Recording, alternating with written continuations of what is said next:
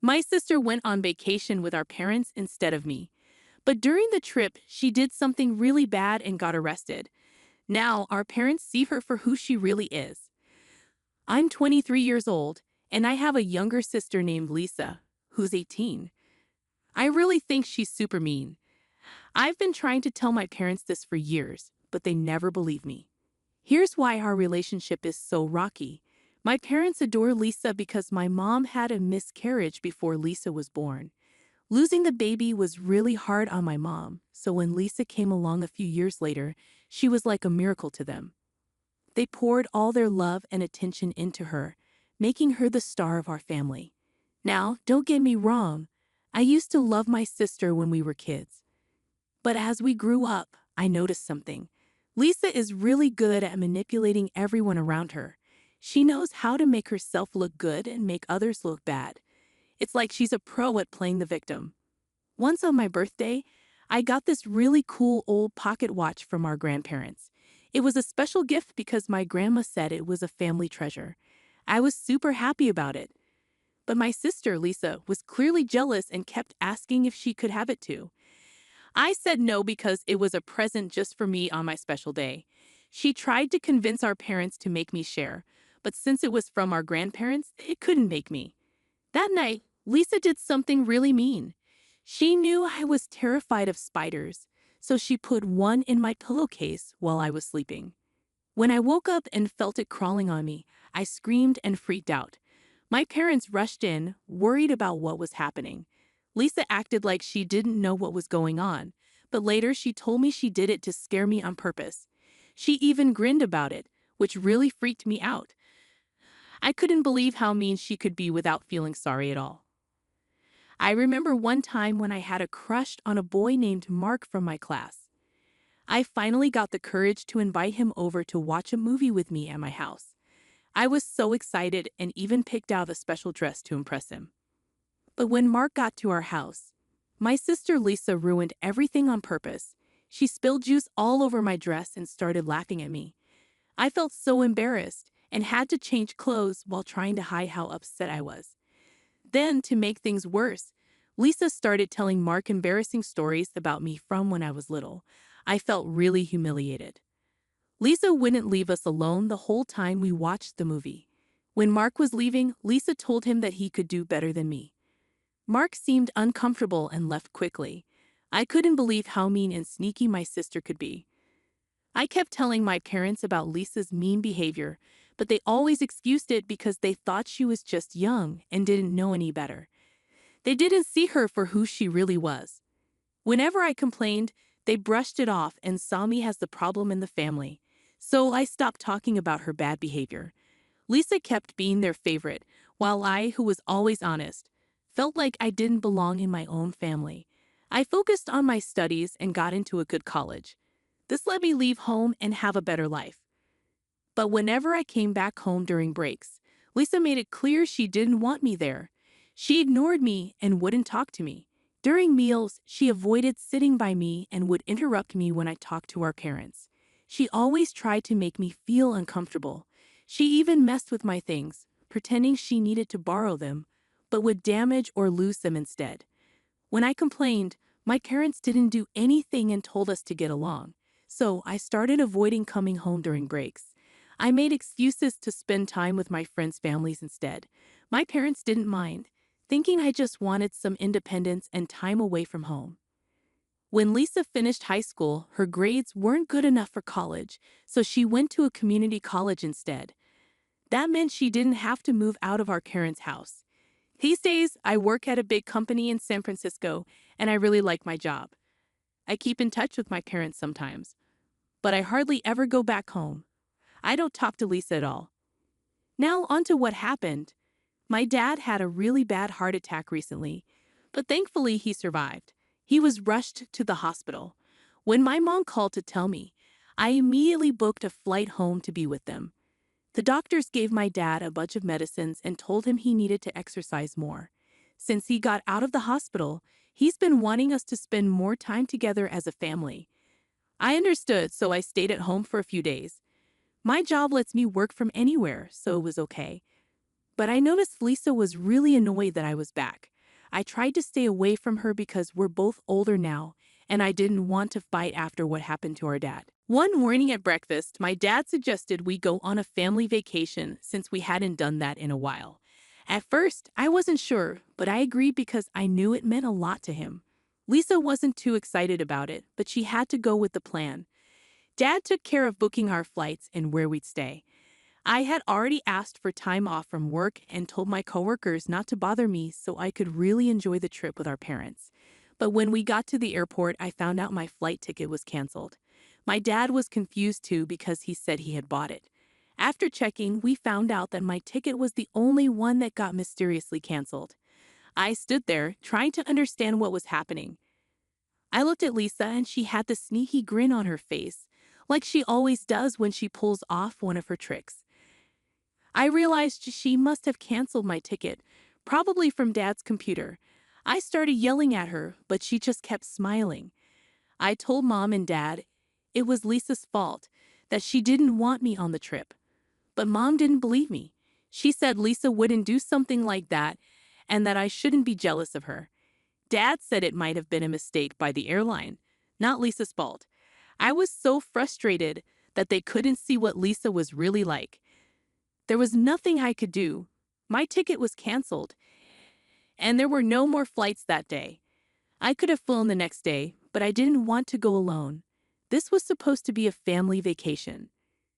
I really didn't want to share a room with Lisa on this trip. I had hoped she had grown up since we last traveled together, but as she canceled my flight, I worried she might have more mean plans for me. Dad was unsure at first, saying we could go back home and plan a new trip later, but then he talked about how he missed going on vacations.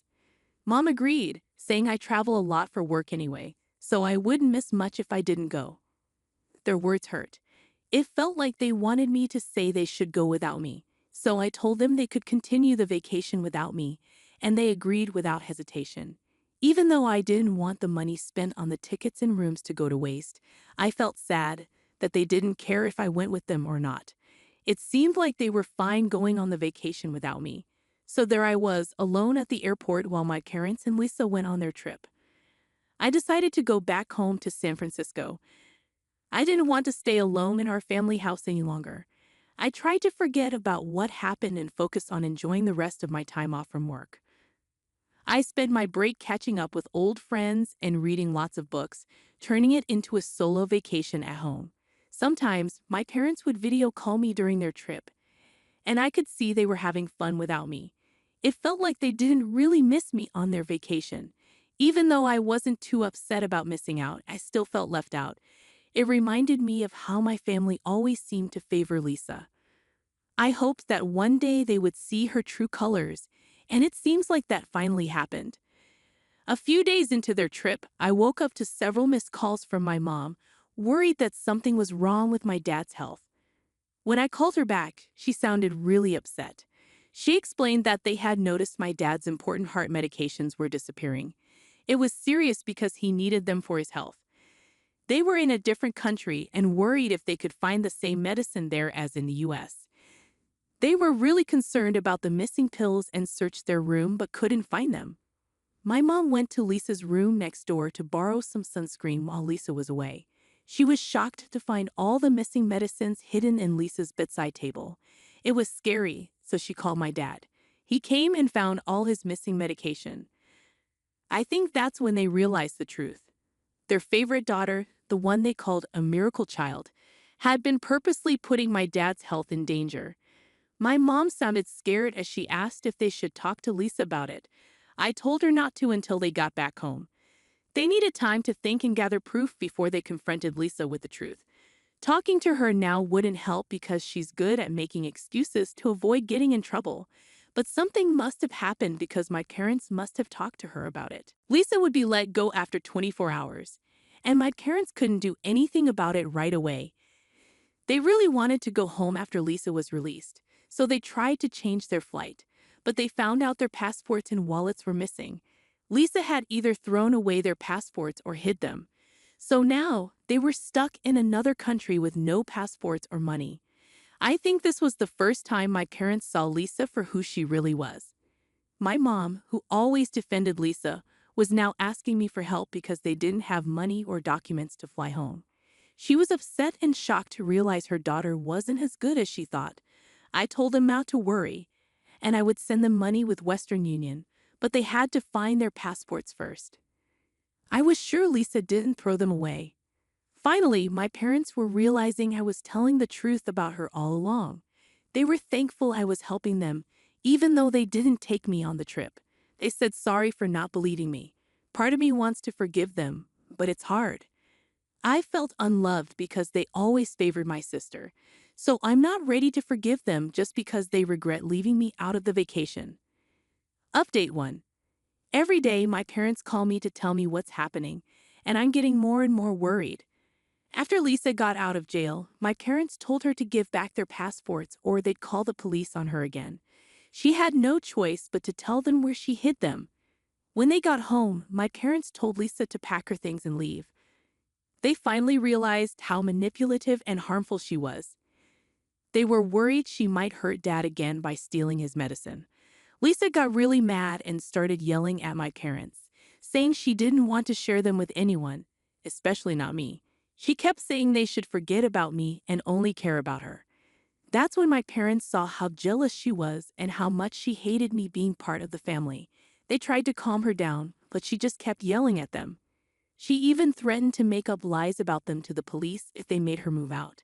This scared my parents because they're respected doctors in our community, and false accusations could ruin their reputation. Lisa's been making life hard for my parents ever since. When she found out they were talking to me more, she got really mad and broke dishes. She keeps hiding their car keys, making it hard for them to go to work.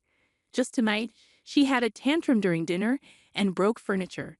Then she blasted loud music in her room, so my parents couldn't sleep. The situation keeps getting worse, and it's really stressing my parents out. I'm worried about what might happen next. I can't go home right now because it might make things worse. I'm trying to convince my parents to talk to a lawyer so we can find a way to solve this problem for good. Going to court seems like the best way to protect my parents and make our family peaceful again. Update 2. Lisa got arrested, just like many of you thought might happen. She was causing more and more trouble, and one night she even threatened our parents with a knife during a big fight. It scared them, so they had to call the police. The officer arrested her for assault. With Lisa in jail, our parents knew they had to do something more permanent. They talked to a lawyer who helped them figure out how to make her leave their home for good. They gave her a formal notice saying she had to move out. They didn't want to press charges against her. They just wanted her to go. They bailed her out of jail and gave her the notice. It explained why she had to leave and when.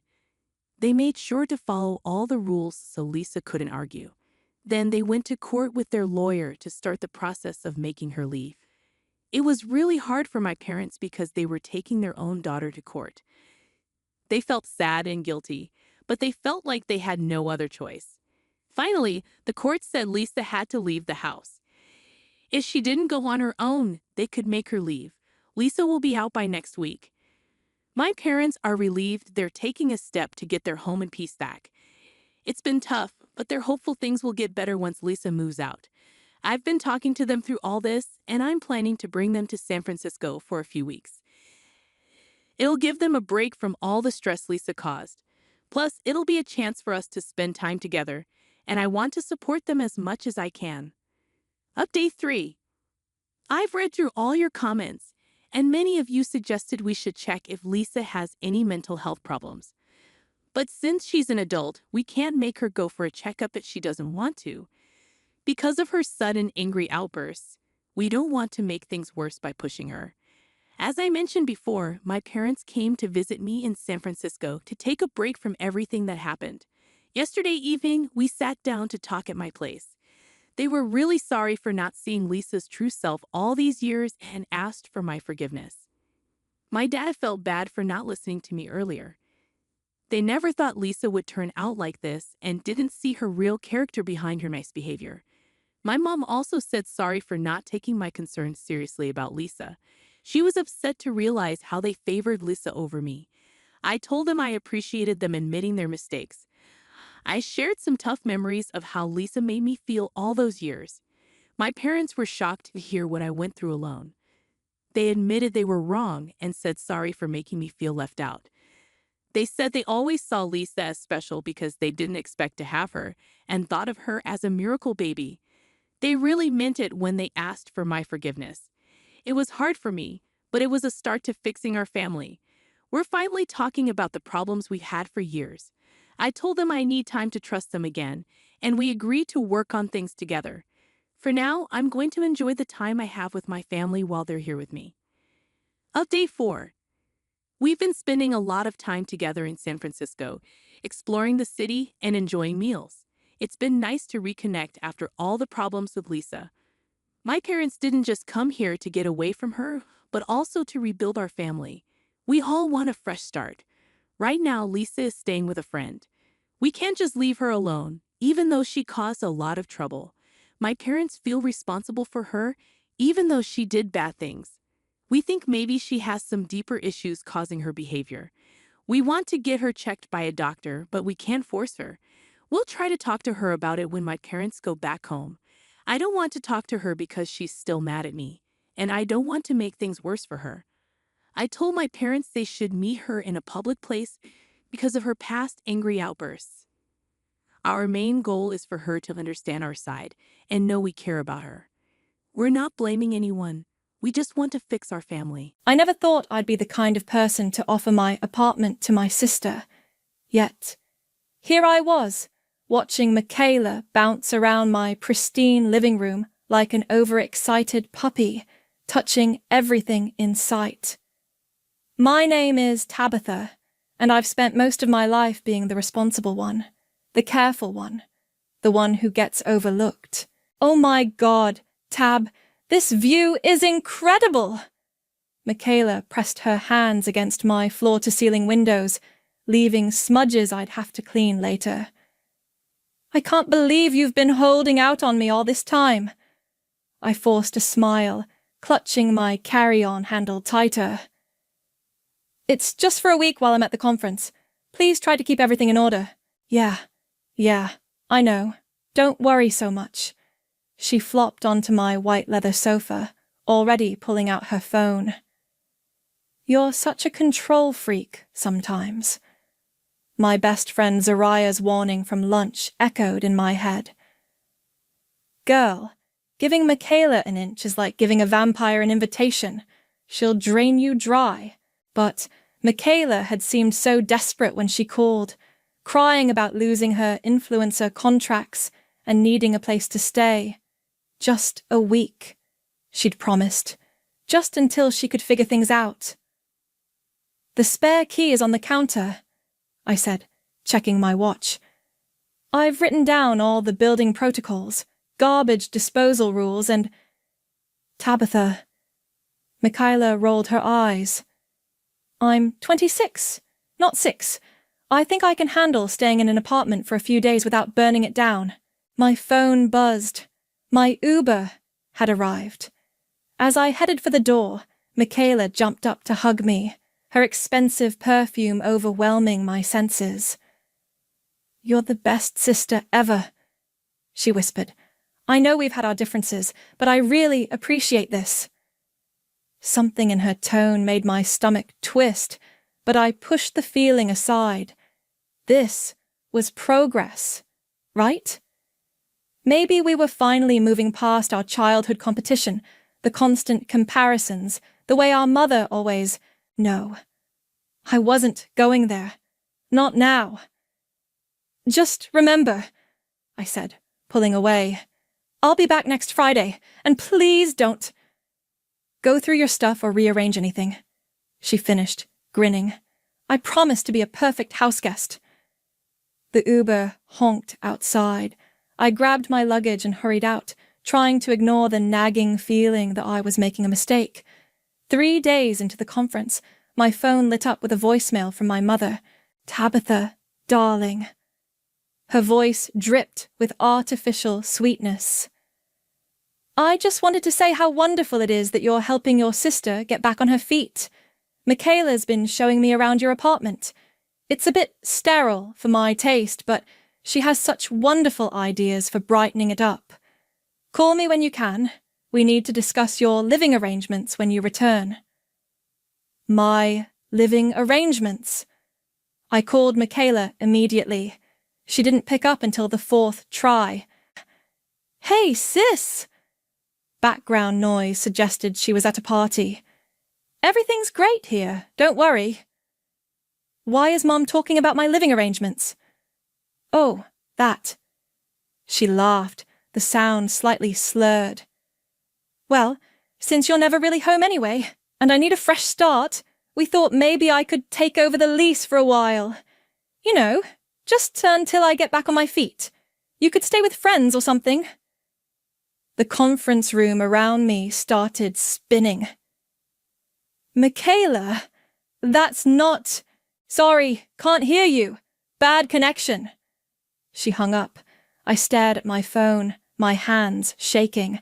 This was classic Michaela, taking an inch and claiming a mile.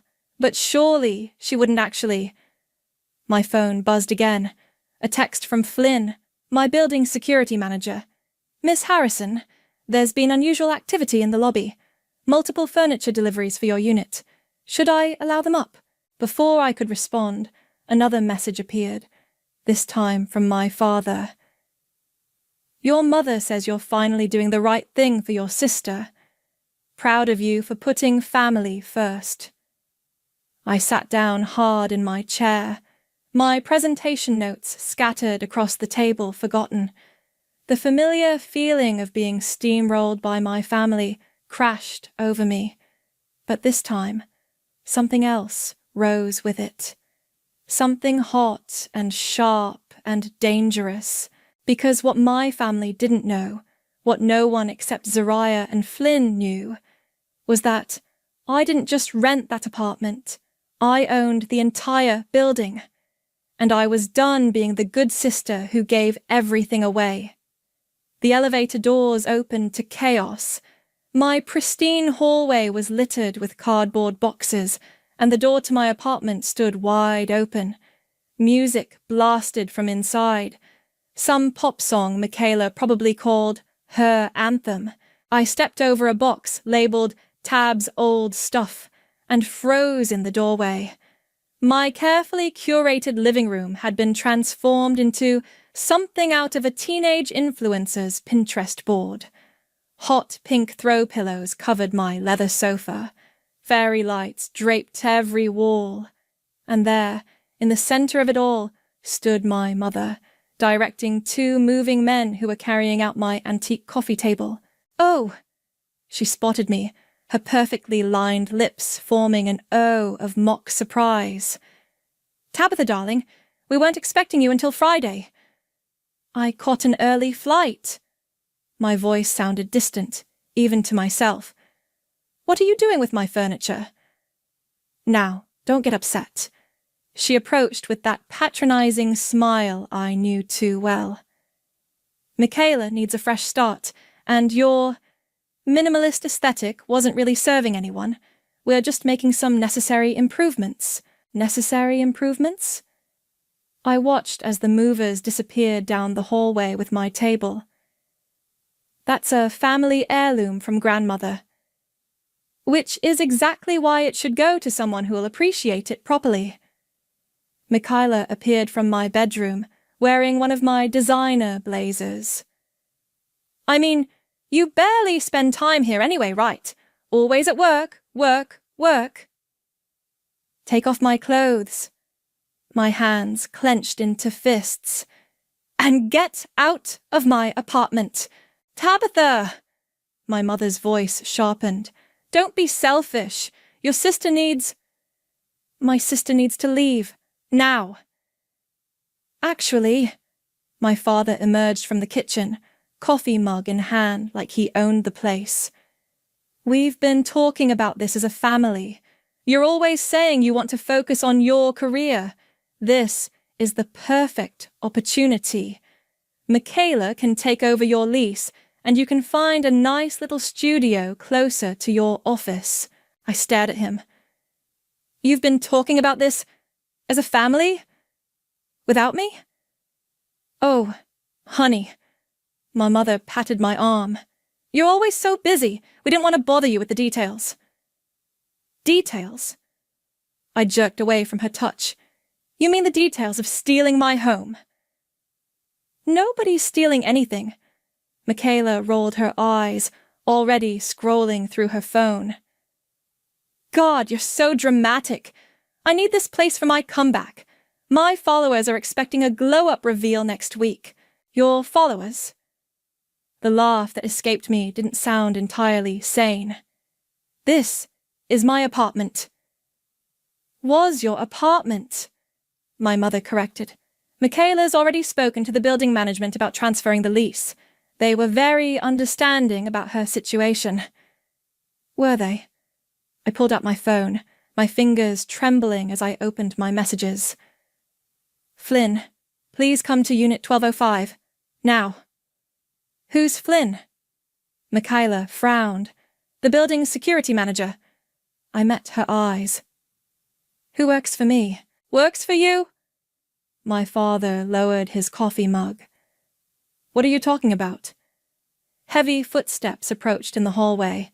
Flynn appeared in the doorway, his imposing frame filling the space. Everything all right, Miss Harrison? No, I said quietly. These people are trespassing. Please escort them out. Now wait just a minute. My mother's voice rose. We are your family. You can't... Miss Harrison. Flynn interrupted. Would you like me to call the police? Miss Harrison? Michaela's smirk finally faltered. Why is he calling you that? I walked to my desk and pulled out a folder I'd never thought I'd need to show them. Because I own this building, the whole building, have owned it for 3 years. The silence that followed was deafening. My mother's face went pale. My father's coffee mug slipped from his hand, shattering on my hardwood floors. Michaela laughed nervously. You're lying. You can't. You don't. I slid the property deed across the counter. Get out of my apartment. You have 1 hour to return everything you've moved and remove all your things. After that, I'm pressing charges. You wouldn't dare, my mother whispered. We're your family. Family? I met her gaze steadily. Family doesn't steal. Family doesn't manipulate. Family doesn't try to make their daughter homeless because their favorite child wants a new Instagram backdrop. You think you're so much better than me? Michaela spat, finally showing her true colors. Just because you got lucky with some property deal. Lucky? I cut her off. I worked for this. Every single day while you were living off Mom and Dad's credit cards, I was building something of my own. And now you're standing in my building, wearing my clothes, trying to steal my home. I turned to Flynn. Please remove them. All of them. As Flynn stepped forward, Michaela's face twisted with rage. You'll regret this! You think karma doesn't come for people like you? I watched as security led my family away, their protests echoing down the hallway. Karma, I whispered to the empty apartment. Karma's already here. I sat in my car in the underground parking garage, gripping the steering wheel until my knuckles turned white. The silence pressed against my ears like a physical weight. Upstairs, Flynn was supervising as my family gathered their things, but I couldn't watch anymore. Couldn't breathe up there. My phone buzzed. Zariah. Tell me you didn't actually let her stay in your apartment, she said, without preamble. I laughed, the sound catching in my throat. You were right. God, you were so right. What happened? Do I need to come over? Do we need wine? They tried to take everything. My voice cracked.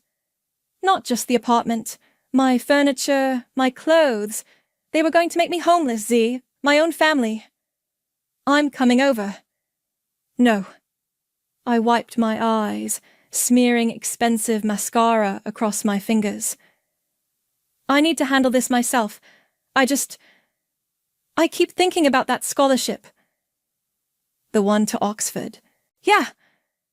I closed my eyes and suddenly I was 18 again, standing in our family kitchen with an acceptance letter in my trembling hands. Mom! Dad, I got in! Full academic scholarship! I'd been vibrating with excitement, dreams of studying abroad finally within reach. My mother hadn't even looked up from her magazine. That's nice, dear, but you know we can't afford the living expenses. Besides, Michaela's starting her modelling career. She'll need support here. I could work part-time, I'd suggested. Maybe take out a loan. Don't be silly, my father had cut in. You're not going to burden this family with debt. Be practical, Tabitha. The local university is perfectly fine. 2 months later, they'd paid for Michaela's emergency nose job without blinking. A sharp knock on my car window yanked me back to the present. Flynn stood there, his expression concerned. I rolled down the window. Are they gone? Almost. But Miss Harrison, there's something you should see. Upstairs, my apartment looked like a war zone. Boxes everywhere, furniture askew and there, on my pristine white walls. She keyed the walls? I stared at the long scratches Michaela had left, spelling out bitch in 6-foot letters. She actually keyed the walls? I've documented everything, Flynn said quietly. For the police report. Police report, I repeated, running my fingers along the gouges in my wall. Something inside me shifted, hardened. No, not yet. I pulled out my phone and opened my banking app. 3 years of careful investments had left me with resources my family couldn't imagine. Resources I'd never used against them. Until now. Flynn, I need a contractor here tomorrow to repair these walls. And I need you to change every access code in the building. Then, call our lawyers. Already done, Miss Harrison. Except the lawyers. Would you like me to contact them now? I nodded, already typing a message to Zariah. She worked at the city's top real estate law firm, and I needed her expertise. One more thing, I said as Flynn turned to leave. My sister's going to try to spin this on social media. She has a decent following. Would you like us to get ahead of it? No. I smiled, and it felt dangerous. Let her dig her own grave. My phone buzzed with a text from Archer, my co-worker. Saw your sister's Instagram story. You okay? I clicked the link he'd sent. There was Michaela, tears streaming perfectly down her face, telling her followers how her mentally unstable sister had thrown her out on the streets. The comments were already flooding in. Poor baby. How could anyone do that to family? What a toxic sister! I should have felt angry. Instead, I felt calm, clearer than I had in years. I opened my laptop and logged into my building's management system. With a few clicks, I disabled Michaela's temporary access card. Then, I sent an email to all residents, warning them about a potential security breach and unauthorized social media posts about the building. My phone rang again. Zariah. I just saw her post, she said. Want me to destroy her? Not yet. I watched through my window as my family loaded the last of their things into their cars. Michaela was still filming, playing up her victim role. Let's see how deep she wants to dig this hole. You know they're going to escalate. I know. I touched the scratches on my wall again. But this time, I'm ready. This time I'm not the one who's going to end up bleeding. As their cars pulled away, I saw Michaela look up at my window. Even from 15 floors up, I could see her mouth the words, "This isn't over." "No," I whispered, watching them disappear into traffic. "It's just beginning." The next morning, I woke to 37 missed calls and a crowd in my lobby. Michaela had rallied her followers, about 24 young influencers with phones raised, live streaming what they probably thought was justice in action. "Miss Harrison," Flynn's voice crackled through my intercom, "your family is attempting to force entry. Should I call the police?" I watched through my security feed as my mother worked the crowd, dabbing at her eyes with a monogrammed handkerchief. Michaela stood front and center, still wearing my blazer, performing for her audience. "Not yet," I replied, straightening my spine. "I'm coming down." The elevator ride felt like descending into battle. When the doors opened, the phones all swiveled toward me, and the live stream comments exploded. "There she is!" Michaela's voice carried across the lobby. "The sister who would rather see her family homeless than share her privilege." I walked calmly to the front desk, heels clicking on marble. "You're trespassing. Again."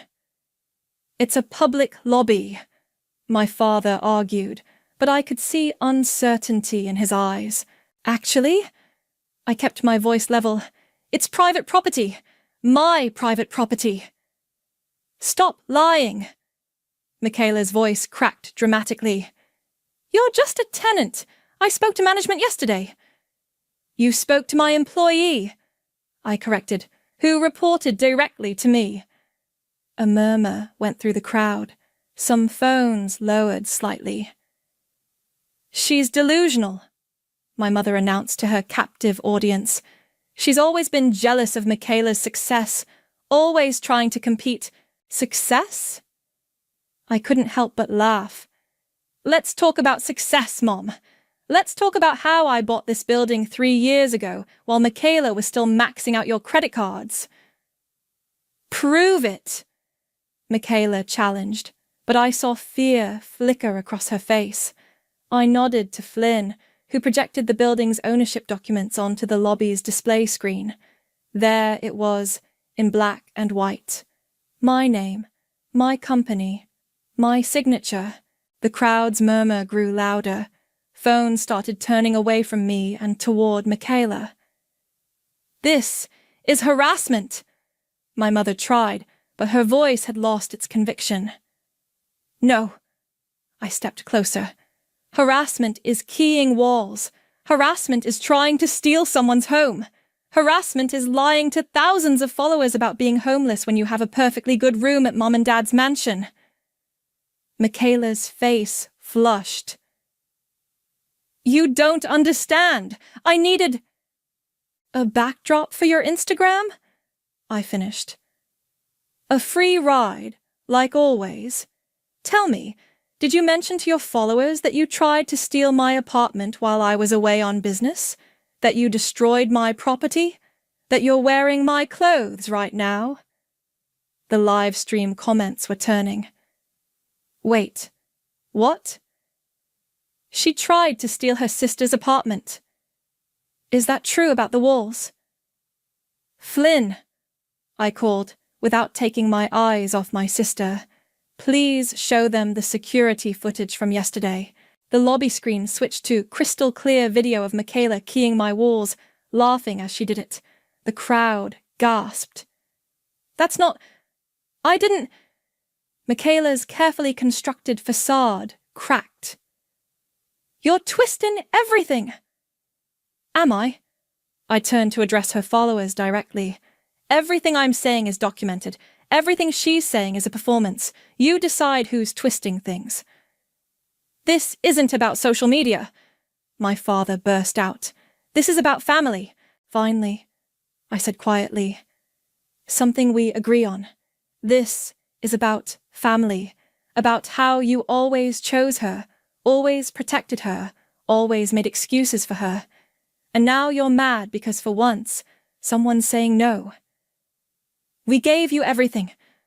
My mother hissed, dropping the grieving parent act. No. I met her gaze steadily. You gave her everything. I built this myself. And now I'm done watching you try to take it. I nodded to Flynn, who opened the front doors. You have 30 seconds to leave voluntarily. After that, the police will remove you for criminal trespassing. Your choice. The influencers were already backing away, some muttering apologies, others furiously editing their live streams. My father grabbed my mother's arm, trying to pull her toward the door. But Michaela stood her ground. You think you've won? You think this makes you powerful? No, I said softly. What makes me powerful is that I don't need to think anything. I just need to own the truth. And this building. She took a step toward me, hand raised, but Flynn was faster. In one smooth motion, he stepped between us. Miss Harrison? He asked, eyes on Michaela. Should I call the police now? I watched my sister's face contort with helpless rage, and for the first time in my life, I felt no guilt, no need to smooth things over. Yes, I said clearly, making sure every remaining phone caught my words. Call them. It's time everyone saw the truth about my family. The police arrived within minutes. I stood quietly, answering their questions while my family created exactly the scene I knew they would. Michaela wept dramatically for her dwindling audience. My mother attempted to charm the officers. My father tried to minimize everything as a simple family misunderstanding. But security footage doesn't lie. Ma'am, one officer said, reviewing the vandalism video on his tablet, would you like to press charges? Before I could answer, my mother rushed forward. Tabitha, please, think about what this will do to our family's reputation. Our reputation? I raised an eyebrow. Or Michaela's influencer career. You vindictive little... Michaela started forward, but the officer stepped between us. Miss, that's enough, he warned. You're already facing potential charges. Don't make it worse. Zariah chose that moment to stride through the lobby doors, briefcase in hand. Sorry I'm late. Traffic was horrible. She surveyed the scene with practiced eyes. I see the circus is still in town. Who are you? My mother demanded. Zariah Bond, legal counsel. She pulled out a stack of documents. And I have here a cease and desist order, a restraining order petition, and documentation of property damage that my client would like to file. You can't be serious, my father sputtered. Tabitha, this is ridiculous. We're your parents. Parents? I felt something snap inside me. Let's talk about parenting.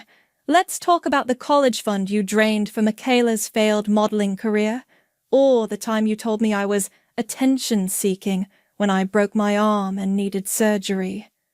Or maybe we should discuss how you're standing here right now, defending the daughter who tried to steal my home.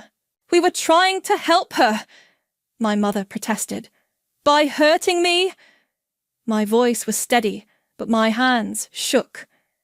That's always been the equation, hasn't it? Michaela needs help, so Tabitha needs to sacrifice. Michaela needs support, so Tabitha needs to step aside. Michaela needs.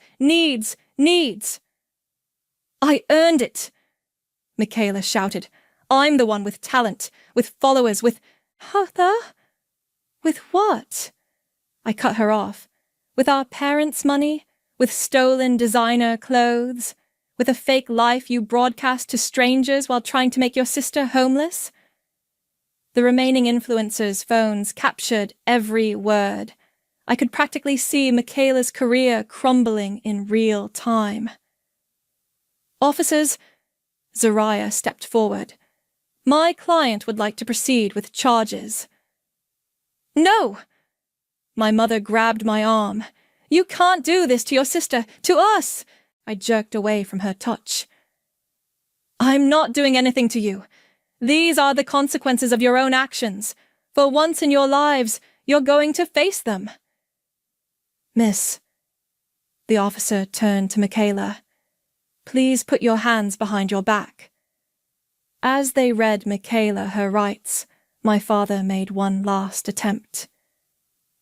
Think about the family name, he pleaded. Think about your mother's social circle, your sister's future. I have thought about it, I said quietly. I've thought about it every time you chose her over me. Every time you dismissed my achievements because they weren't flashy enough for social media. Every time you treated me like I was nothing more than Michaela's backup plan. But we're blood, my mother whispered, tears finally looking genuine. Blood. I laughed softly. Blood doesn't excuse abuse, Mom. Blood doesn't make theft okay. Blood doesn't give Michaela the right to destroy what I've built. As the officers led Michaela toward the door, she twisted around to face me. You'll regret this. When you're alone with your precious building and your pathetic life, you'll realize what you've done. No, I said, watching her mascara run down her face. I already know exactly what I've done. I've finally stood up to the people who taught me I deserved to be invisible. The lobby fell silent as they led my sister away.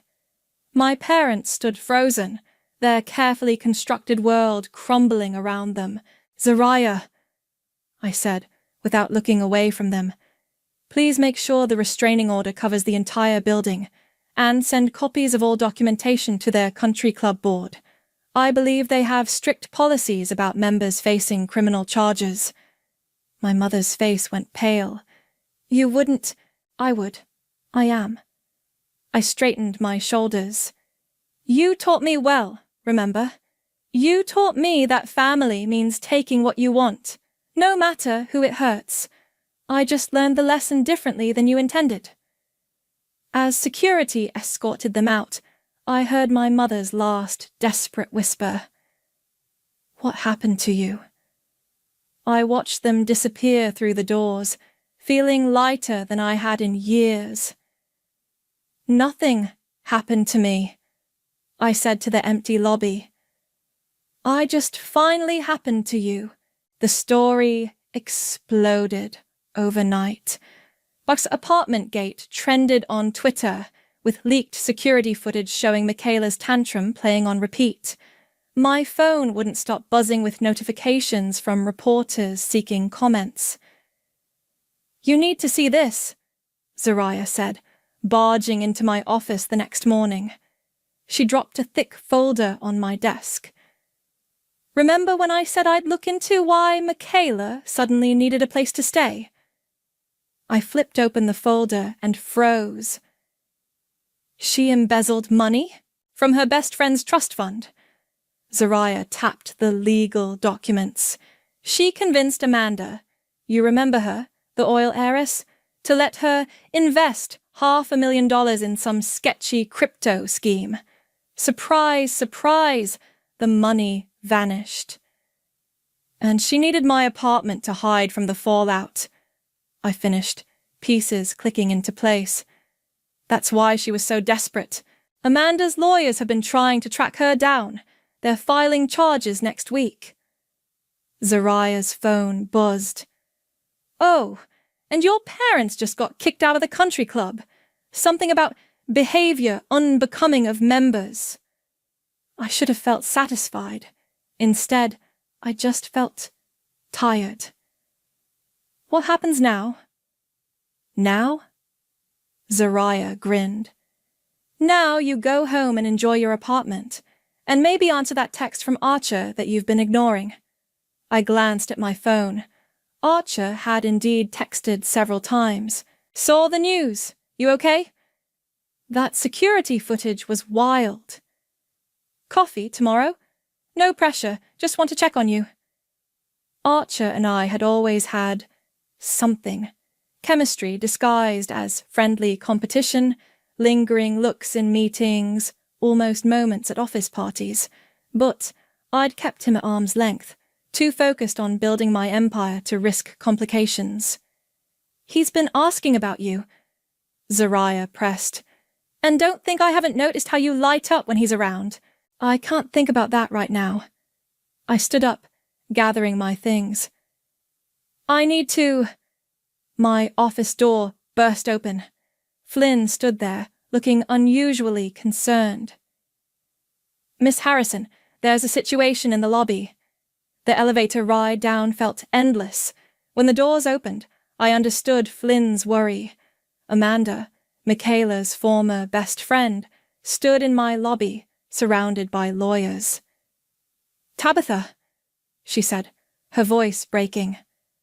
"I'm so sorry. I had no idea she was staying here.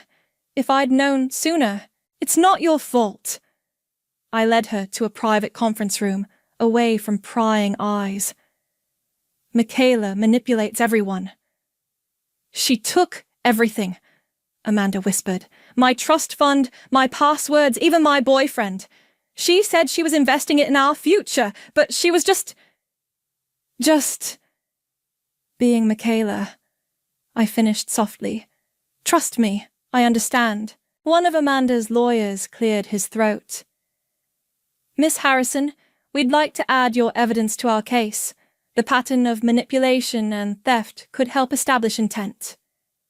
I thought about Michaela, probably sitting in our parents' mansion right now, plotting her comeback. "Take everything," I said. "Security footage, documentation, all of it." My phone buzzed again. Archer. "I'm in your building's coffee shop. No pressure, but I have chocolate croissants and a sympathetic ear if you need one." For once, I didn't overthink it. "Amanda, excuse me for a moment. There's someone I need to see." I found Archer at a corner table, 2 coffee cups and a paper bag in front of him. He stood when he saw me, his face showing nothing but concern. "Hey," he said simply. "Rough week?" I laughed, and suddenly tears were threatening. "You could say that." "Sit." He pulled out a chair. "Eat chocolate. Tell me everything or nothing. Your choice." "Why are you here?" I asked instead. "Because I've watched you work miracles for 3 years while asking for nothing in return. Because you're brilliant and fierce and deserve someone in your corner who isn't paid to be there." He pushed a coffee toward me. "And because I've wanted to have coffee with you since that conference in Seattle, but you always had walls up." "I still have walls up. Good." He smiled. "They've protected you this far, but maybe they can have a door, one that opens occasionally, for chocolate croissants and conversation." My phone buzzed again, another reporter wanting comments about Michaela. I turned it face down. "You know what?" I took the coffee he offered. "I think I'm done letting my sister dictate my life choices, even the good ones I've been avoiding." "Good choices like coffee with handsome co-workers? Don't push it," I said, but I was smiling. For the first time in weeks, I was really smiling. Sometimes karma doesn't just come for the villains in your story. Sometimes it brings unexpected gifts for the heroes, too. 3 weeks later, I stood in front of a mirror, adjusting my dress for the annual Business Leadership Gala. The event honored the city's top entrepreneurs, and this year, I'd been nominated for Innovator of the Year. The irony wasn't lost on me. My family had finally made me visible, just not in the way they'd intended. "You look amazing," Archer said from the doorway of my newly renovated apartment. He'd been a constant presence these past weeks, bringing coffee during contractor visits and making me laugh when things got overwhelming. "Ready?" he asked, offering his arm. The gala venue glittered with city lights and success stories. As we walked in, I caught snippets of conversations about my family's scandal. Michaela's criminal charges, my parents' social exile, Amanda's lawsuit making headlines. Tabitha! Speaking of Amanda, she waved us over to her table. You have to see this. She held up her phone, showing a live stream from outside. There, looking considerably less polished than her Instagram persona, stood my sister. Should I call security? Archer tensed beside me. Wait, I said, watching the screen. Michaela's designer clothes were gone, replaced by department store basics. Her perfect makeup couldn't hide the dark circles under her eyes. She paced the sidewalk, talking to her phone. I just need to talk to my sister, she was saying. I know I messed up. I know I hurt people. But Tabitha, if you're watching this, please. 5 minutes. Amanda scoffed. After everything she did? I stood up. I'll handle this. Want backup? Archer asked quietly. No. I squeezed his hand. This is something I need to do alone. Outside, the night air was crisp with early autumn. Michaela's head snapped up when she heard my heels on concrete. Tab, she breathed. You came. You have 4 minutes, I said, checking my watch. Make them count. I'm sorry. The words tumbled out. I'm sorry for the apartment, for the walls, for everything with Amanda. Mom and Dad, they always made it seem okay to just take what I wanted, like the world owed me something. That's not an excuse. I know. She wrapped her arms around herself. They're not talking to me anymore. Dad's firm is investigating missing funds, and Mom says I ruined everything. You did. Yeah. She laughed bitterly. Turns out I'm really good at destroying things. Better than I ever was at creating anything real. I studied her face, really looked at her for the first time in years. Behind the practiced poses and perfect angles, my little sister looked lost, broken, real. Why did you do it? I asked. Not just the apartment, all of it. Why did you always have to take everything I had? Because you had something I never did, she whispered. Control, purpose. You always knew who you were, what you wanted. I was just empty, playing pretend in designer clothes. And now? Now? She gestured to herself, mascara smearing as she wiped her eyes. Now I'm facing criminal charges. My followers have abandoned me. My best friend hates me. My parents won't return my calls. I have nothing left to pretend with. Good, I said quietly. Her head snapped up. Good, yes, because maybe now you can finally build something real, something that's actually yours. I wouldn't even know where to start. Start by taking responsibility. Pay back what you stole. Face the consequences. Stop performing for social media and figure out who you are without an audience. She was quiet for a long moment. Will you ever forgive me? I don't know, I answered honestly. But I do know this. I'm done carrying your weight, done smoothing things over, done making myself smaller so you can feel bigger. I really am sorry, she whispered. I believe you. I turned back toward the venue. But sorry doesn't fix things, Michaela. Actions do. Tab? She called as I reached the door. For what it's worth, I'm proud of you, for standing up to all of us, for building something real. I paused, hand on the handle. Goodbye, Michaela. I hope you find whatever it is you're looking for. Inside, Archer waited with concern etched on his face. Everything okay? I looked around the room, at Amanda chatting with her lawyers, at Zariah arriving with a supportive smile, at the award I was about to receive for building something entirely my own. Yeah, I said, taking his hand. Everything's exactly as it should be. Sometimes the hardest part of standing up for yourself isn't facing your enemies. It's facing the broken pieces of what you once called family and being strong enough to walk away. The autumn breeze carried the scent of fresh paint as I unlocked my apartment door.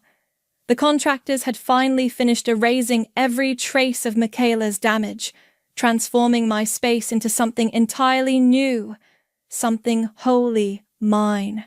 Last box, Archer announced, setting down a container labeled Old Photos. Though I still think you should let me help you sort through these. Actually, I said, surprising myself, maybe you should. We sat on my new couch, charcoal grey, not white leather, and opened the box. Childhood photos spilled out, forced family portraits, dance recitals where Michaela took centre stage, graduations where my parents looked bored. You never smile in these, Archer observed, holding up a Christmas photo.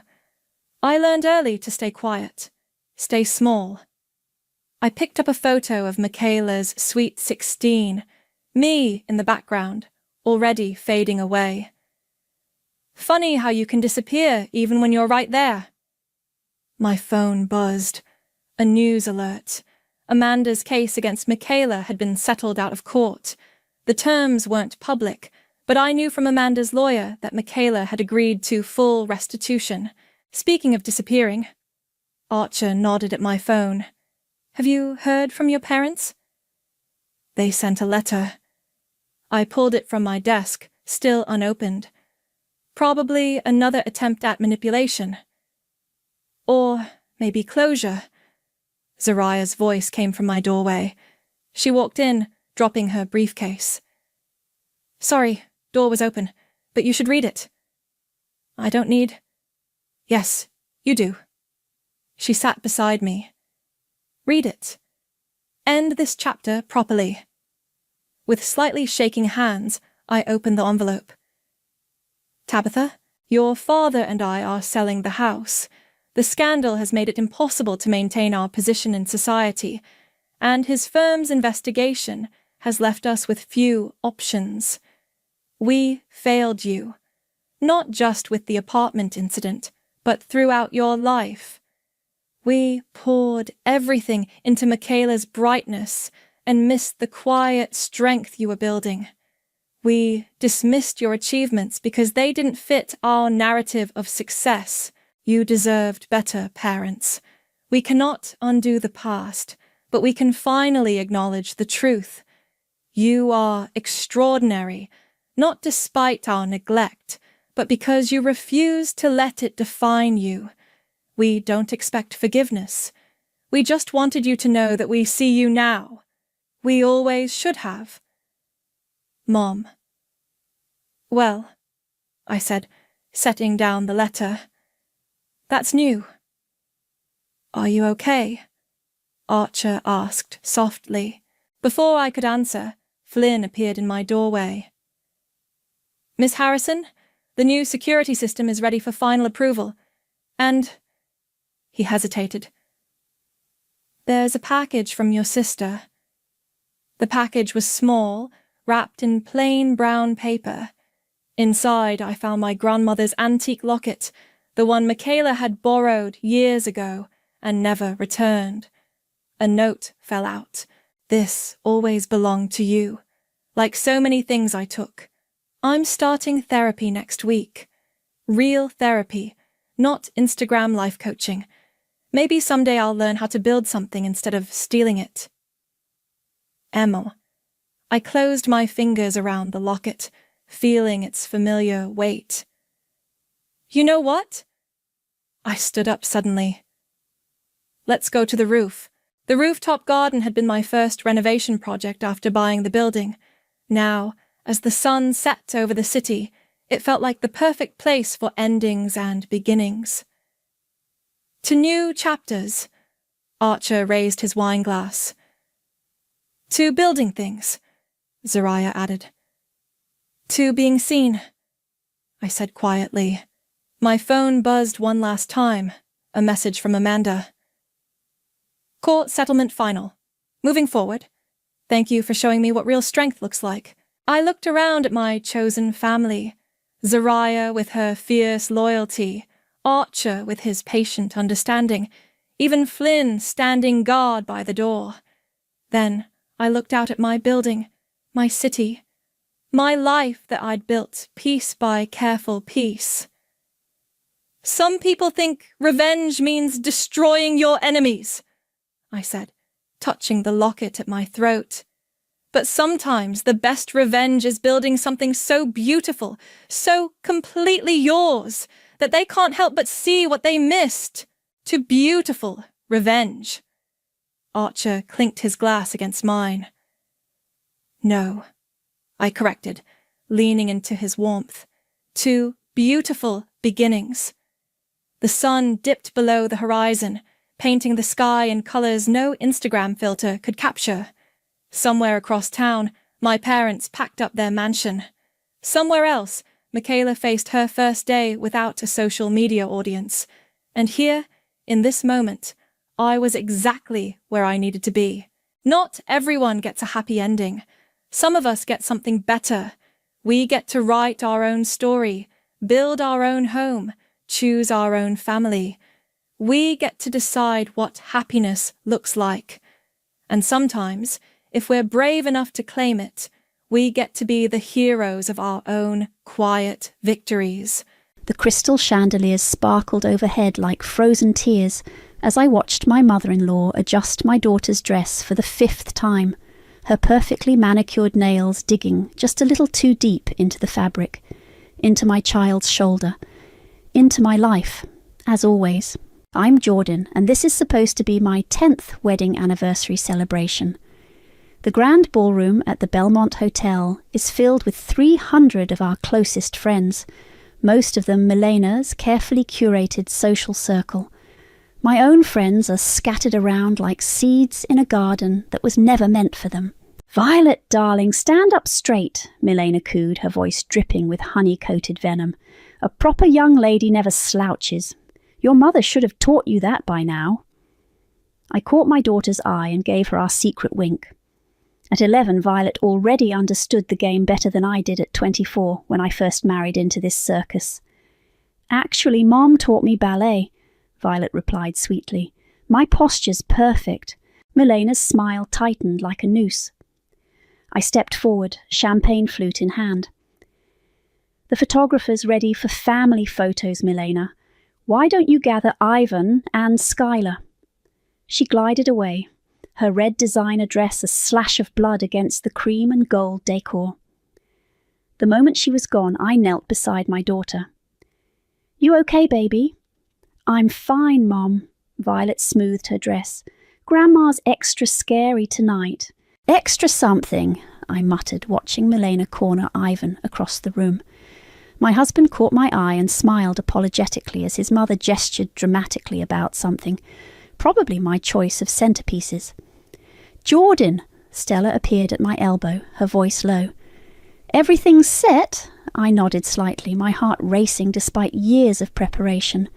"Is she here? In position? You're sure about this?" 10 years, Stella.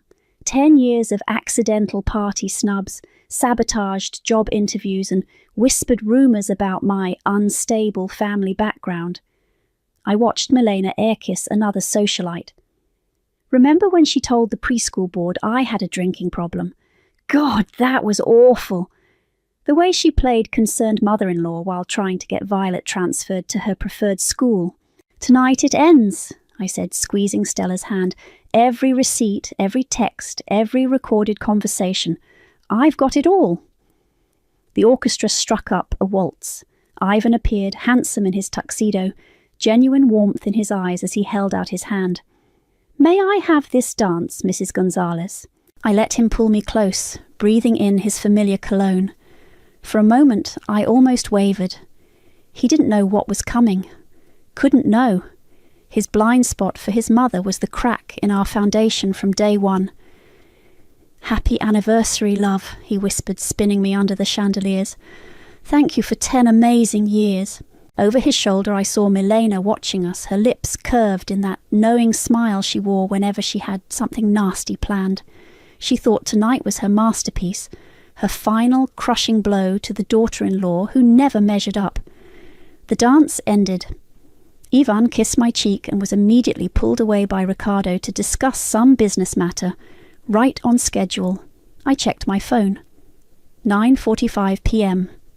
Almost time. "Mum!" Violet appeared at my side. "Grandma's acting weird, weirder than usual." I followed her gaze. Milena was by the entrance, practically vibrating with anticipation. She kept checking her phone, then the door, then her phone again. "It's okay, sweetie. Go find your brother and get some cake." Stella materialized with a fresh glass of champagne. "You're still so calm. How are you so calm?" "Because I know something Milena doesn't." I took a sip, savouring the bubbles.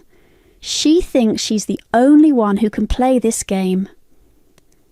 The ballroom doors burst open.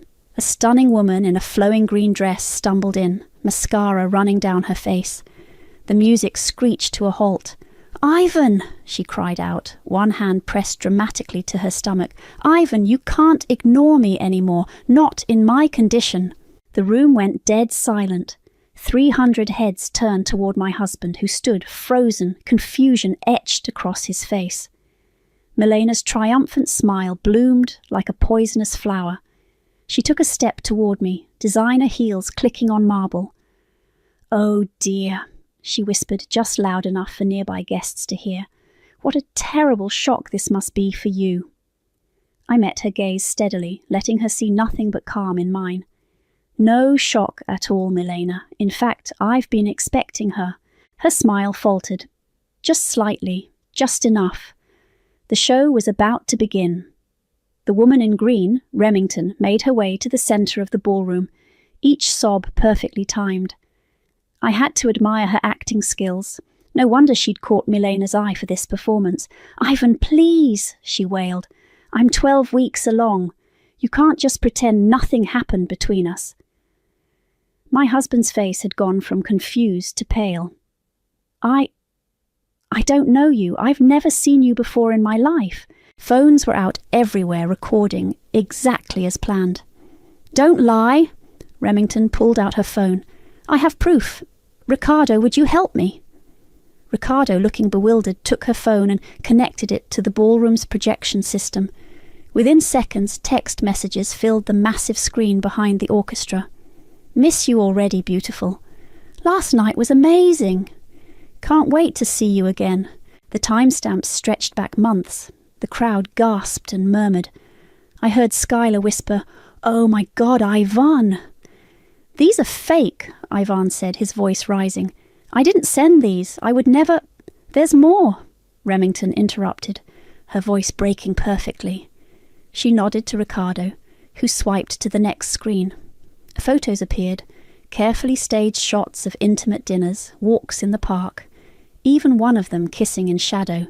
Milena stepped forward, her face a mask of concern. "Jordan, darling, perhaps we should take this somewhere private." "Oh no," I said loudly. "Let's keep it right here. In fact," I raised my voice, "Remington, why don't you tell everyone exactly how much you were paid for tonight's performance?" The room went silent.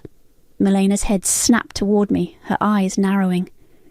"I don't know what you're talking about," Remington said, but her voice wavered. "For real this time?" "No." I pulled out my own phone. "Should we play the recording of your meeting with Milena at the Starbucks on 5th Street? The one where she promised you $10,000 to destroy her son's marriage?" Milena's face went from porcelain to ash. "You're being hysterical. Or maybe," I continued, "we should show everyone the bank transfer, the contract you made her sign, the rehearsal videos." "Enough!" Milena's voice cracked like a whip. "This is ridiculous. Ivan, tell your wife she's embarrassing herself." But Ivan was staring at his mother, something shifting in his eyes. "Mom, what did you do?" Remington looked between us, then set her shoulders. We'd rehearsed this moment, but her genuine shame made it more powerful. "I'm sorry," she said, addressing the room. "I'm an actress. Mrs. Gonzalez hired me 3 weeks ago to pretend to be Ivan's mistress. The texts are fake. The photos are staged. None of it's real." The crowd erupted. Phones lifted higher, recording every second. Skylar pressed a hand to her mouth, tears in her eyes. "You're lying," Milena hissed, but her perfect composure was cracking. "You're both lying." "The receipt for the green dress," I announced. "The script she made you memorize, the email chain discussing payment. It's all here." I held up a thick manila envelope. 10 years of evidence, actually. Every scheme, every sabotage, every little cruel moment. I kept it all. Ivan stepped toward me, his face ashen. "Jordan, what are you saying?" "Your mother has been trying to destroy our marriage since day one. Tonight was supposed to be her masterpiece." I met Milena's eyes, but she didn't count on me being smarter than she thought. "I warned my son you weren't special," Milena spat, abandoning pretense. "Now everyone knows what a fool he married." The words hung in the air like smoke, but instead of flinching, I smiled. "No, Milena, now everyone knows exactly who you are." Remington stepped forward, phone out. "I recorded everything. Our meetings, the payment discussion, her instructions about how to hurt you both publicly." She looked at Ivan. "I'm so sorry. I needed the money, but what your mother planned, it was cruel." "Mom!" Skylar's voice cracked. "How could you do this?" Milena spun in a circle, finding nothing but shocked, disgusted faces. Her carefully curated social circle was witnessing her unravelling in real time. "This isn't over," she snarled at me. I stepped closer, keeping my voice low. "You're right, because that envelope, it's just the beginning. Should we talk about the trust fund you've been stealing from? The charitable donations you've been skimming? Or maybe—" I smiled sweetly. "We should discuss what really happened to Ivan's father's will." The colour drained from her face completely. "Jordan," Ivan said behind me, his voice hollow. "What else haven't you told me?" I turned to face my husband, my heart heavy but my spine straight. "Everything, Ivan. It's time you knew everything." The orchestra had long since stopped playing. 300 guests stood frozen, watching the real drama unfold. And in the centre of it all, Milena, the puppet master who'd finally tangled in her own strings. Act 2 was about to begin. Let me tell you how I caught Milena at her own game. 3 weeks ago, I noticed something off about her. She was too happy, too smug during our weekly family dinner. She kept glancing at her phone, smirking. "Ricardo," I called across the ballroom now, "remember when you mentioned seeing Milena at that little cafe on 3rd Street, the one where she never goes?" Ricardo nodded slowly, comprehension dawning on his face. "She was with a younger woman. I thought it was strange." "That was our first meeting," Remington confirmed, stepping forward. "She found me through a casting agency, said she needed someone for a private performance." I pulled up a chair, settling into it like a storyteller at a campfire. The crowd drew closer, hungry for details. "Tell them what she asked you to do, Remington." "She wanted me to destroy a marriage," Remington said, her voice carrying across the silent room. "She showed me photos of Ivan, told me to study his schedule, learn his habits. She wanted it to seem real." Milena tried to interrupt, but Skylar grabbed her arm. "Let her finish, Mother." "The thing is," I continued, "Milena's not as careful as she thinks. She used her regular email to contact the casting agency, her regular phone to text Remington, her own credit card to buy the dress. Amateur moves," Stella muttered from beside me, earning a few nervous laughs from the crowd. "But here's where it gets interesting." I stood up, walking toward Milena. 2 days after Ricardo saw you, I had lunch at that same cafe. And guess who was working there?" Remington raised her hand slightly. "I'm a waitress there 3 days a week. When Jordan came in, I recognized Ivan from the photos. I couldn't go through with it without telling her." "You broke our agreement," Milena hissed.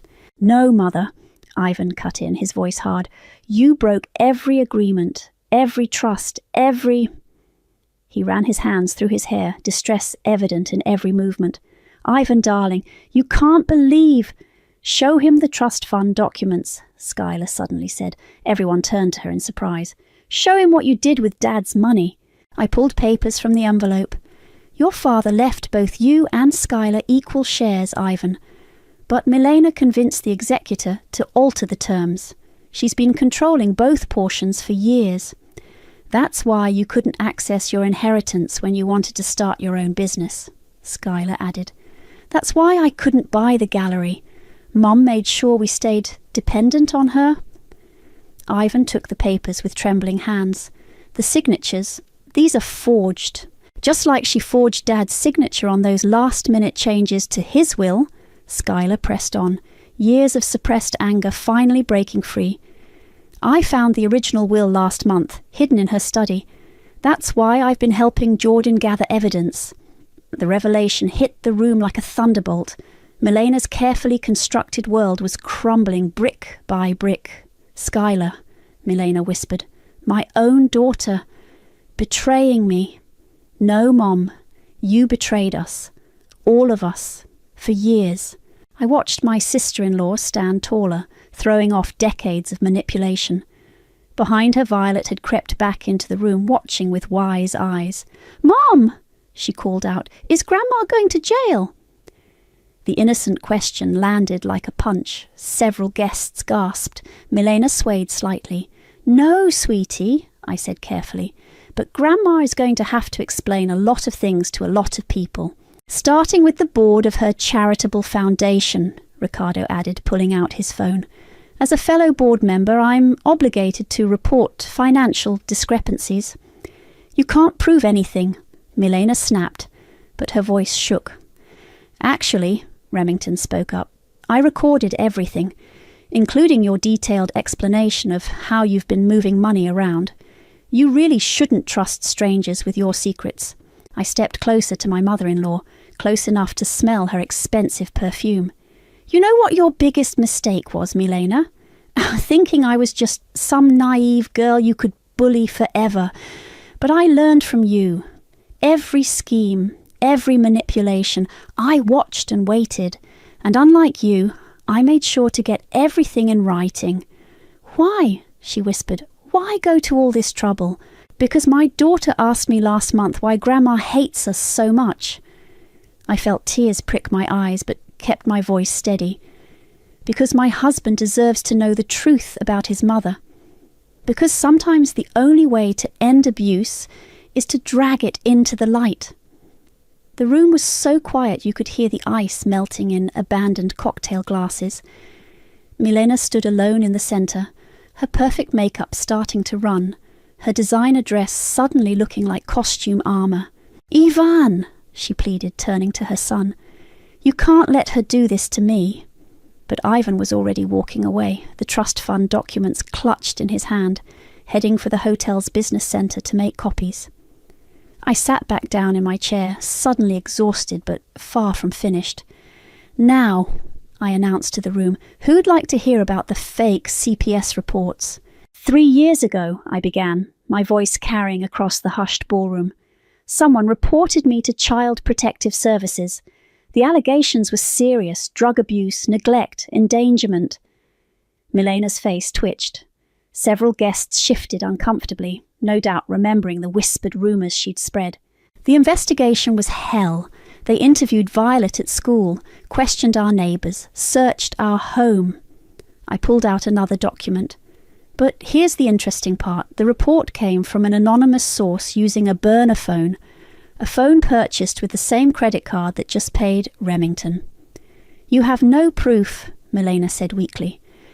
Actually, Skylar stepped forward, I do. I found the receipt in your desk, along with a draft of the complaint, in your handwriting. The crowd gasped. Someone muttered, That's criminal! That's not even the worst part, I continued. Tell them about the school incident, Remington. Remington cleared her throat. During our planning meetings, Milena bragged about how she'd tried to get Violet transferred to a different school.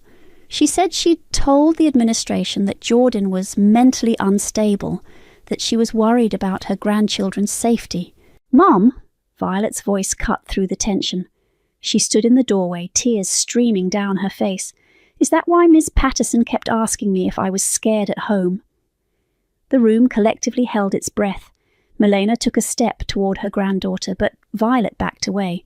"Darling, I was only trying to protect you." "By lying about my mother?" Violet's voice cracked. "By trying to take me away from her?" Ivan returned, his face dark with fury. "I just faxed copies of everything to our lawyer." He turned to his mother. "How could you? My children, my wife. Everything I did was for this family." Milena's composure finally shattered. "That woman isn't good enough for you. She never was. I had to protect our legacy, our status. By destroying your son's marriage," Skylar interrupted. "By traumatizing your grandchildren. You don't understand." "Oh, I understand perfectly," Ivan cut in. "You couldn't control Jordan like you control everyone else. So you tried to destroy her instead." Ricardo stepped forward, phone in hand. "The Foundation Board is meeting tomorrow morning. They want all financial records for the past 5 years. You can't—" Milena started. "We can and we will," Ricardo said firmly. "The missing donations, the fake charity events, the embezzlement, it's all coming out, Milena." The crowd had begun to thin, society wives slipping away to make urgent phone calls, spreading the scandal across their networks. Milena watched them go, her carefully curated social circle dissolving before her eyes. "Skylar," she pleaded, turning to her daughter, "you can't let them do this. I'm your mother." "You're a manipulator," Skylar replied quietly, "and I'm done being manipulated." I stood up, gathering my envelope. "The police will probably want to talk to you about the forged documents, the Foundation Board about the missing money, the school board about the false reports." I smiled sadly. "You've been very busy, Milena." "I'll deny everything," she hissed. "With what evidence?" Remington asked. "I have videos of you planning everything, time-stamped, dated, with clear audio of you admitting to all of it." Milena's legs gave out. She sank into a chair, her perfect posture crumpling. "Ivan," she whispered. "My son." But Ivan was holding Violet, wiping her tears, murmuring comfort to his daughter. He didn't even look at his mother. "Mrs. Gonzalez," one of the hotel staff, approached nervously. "There are some reporters in the lobby. They're asking about a scandal at the anniversary party." Of course. In this age of social media, news travelled fast. The videos were probably already online. "Tell them no comment," I said firmly. "This is a private family matter." "A family you've destroyed," Milena spat. "No, Milena, you destroyed it. I'm just exposing the ruins." The remaining guests were leaving now, their whispers echoing off the marble floors. Stella touched my arm gently. "You okay?" I nodded, watching Skylar collect her mother's designer purse, phone, and car keys.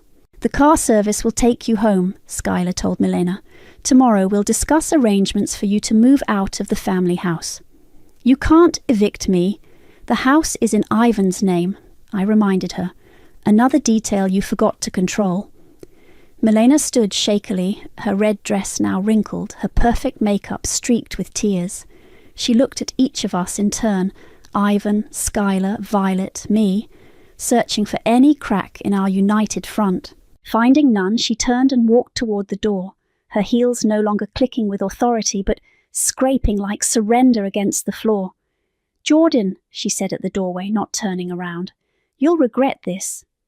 "No," I replied softly. "I really won't."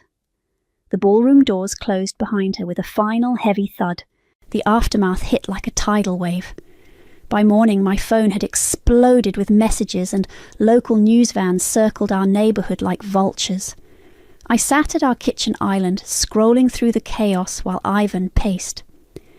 "The Foundation Board just voted," Ricardo said through speakerphone. "Milena's been removed. They're launching a full audit." "How bad is it?" Ivan asked, running his hands through his hair for the 100th time. bad. We're talking hundreds of thousands in misappropriated funds.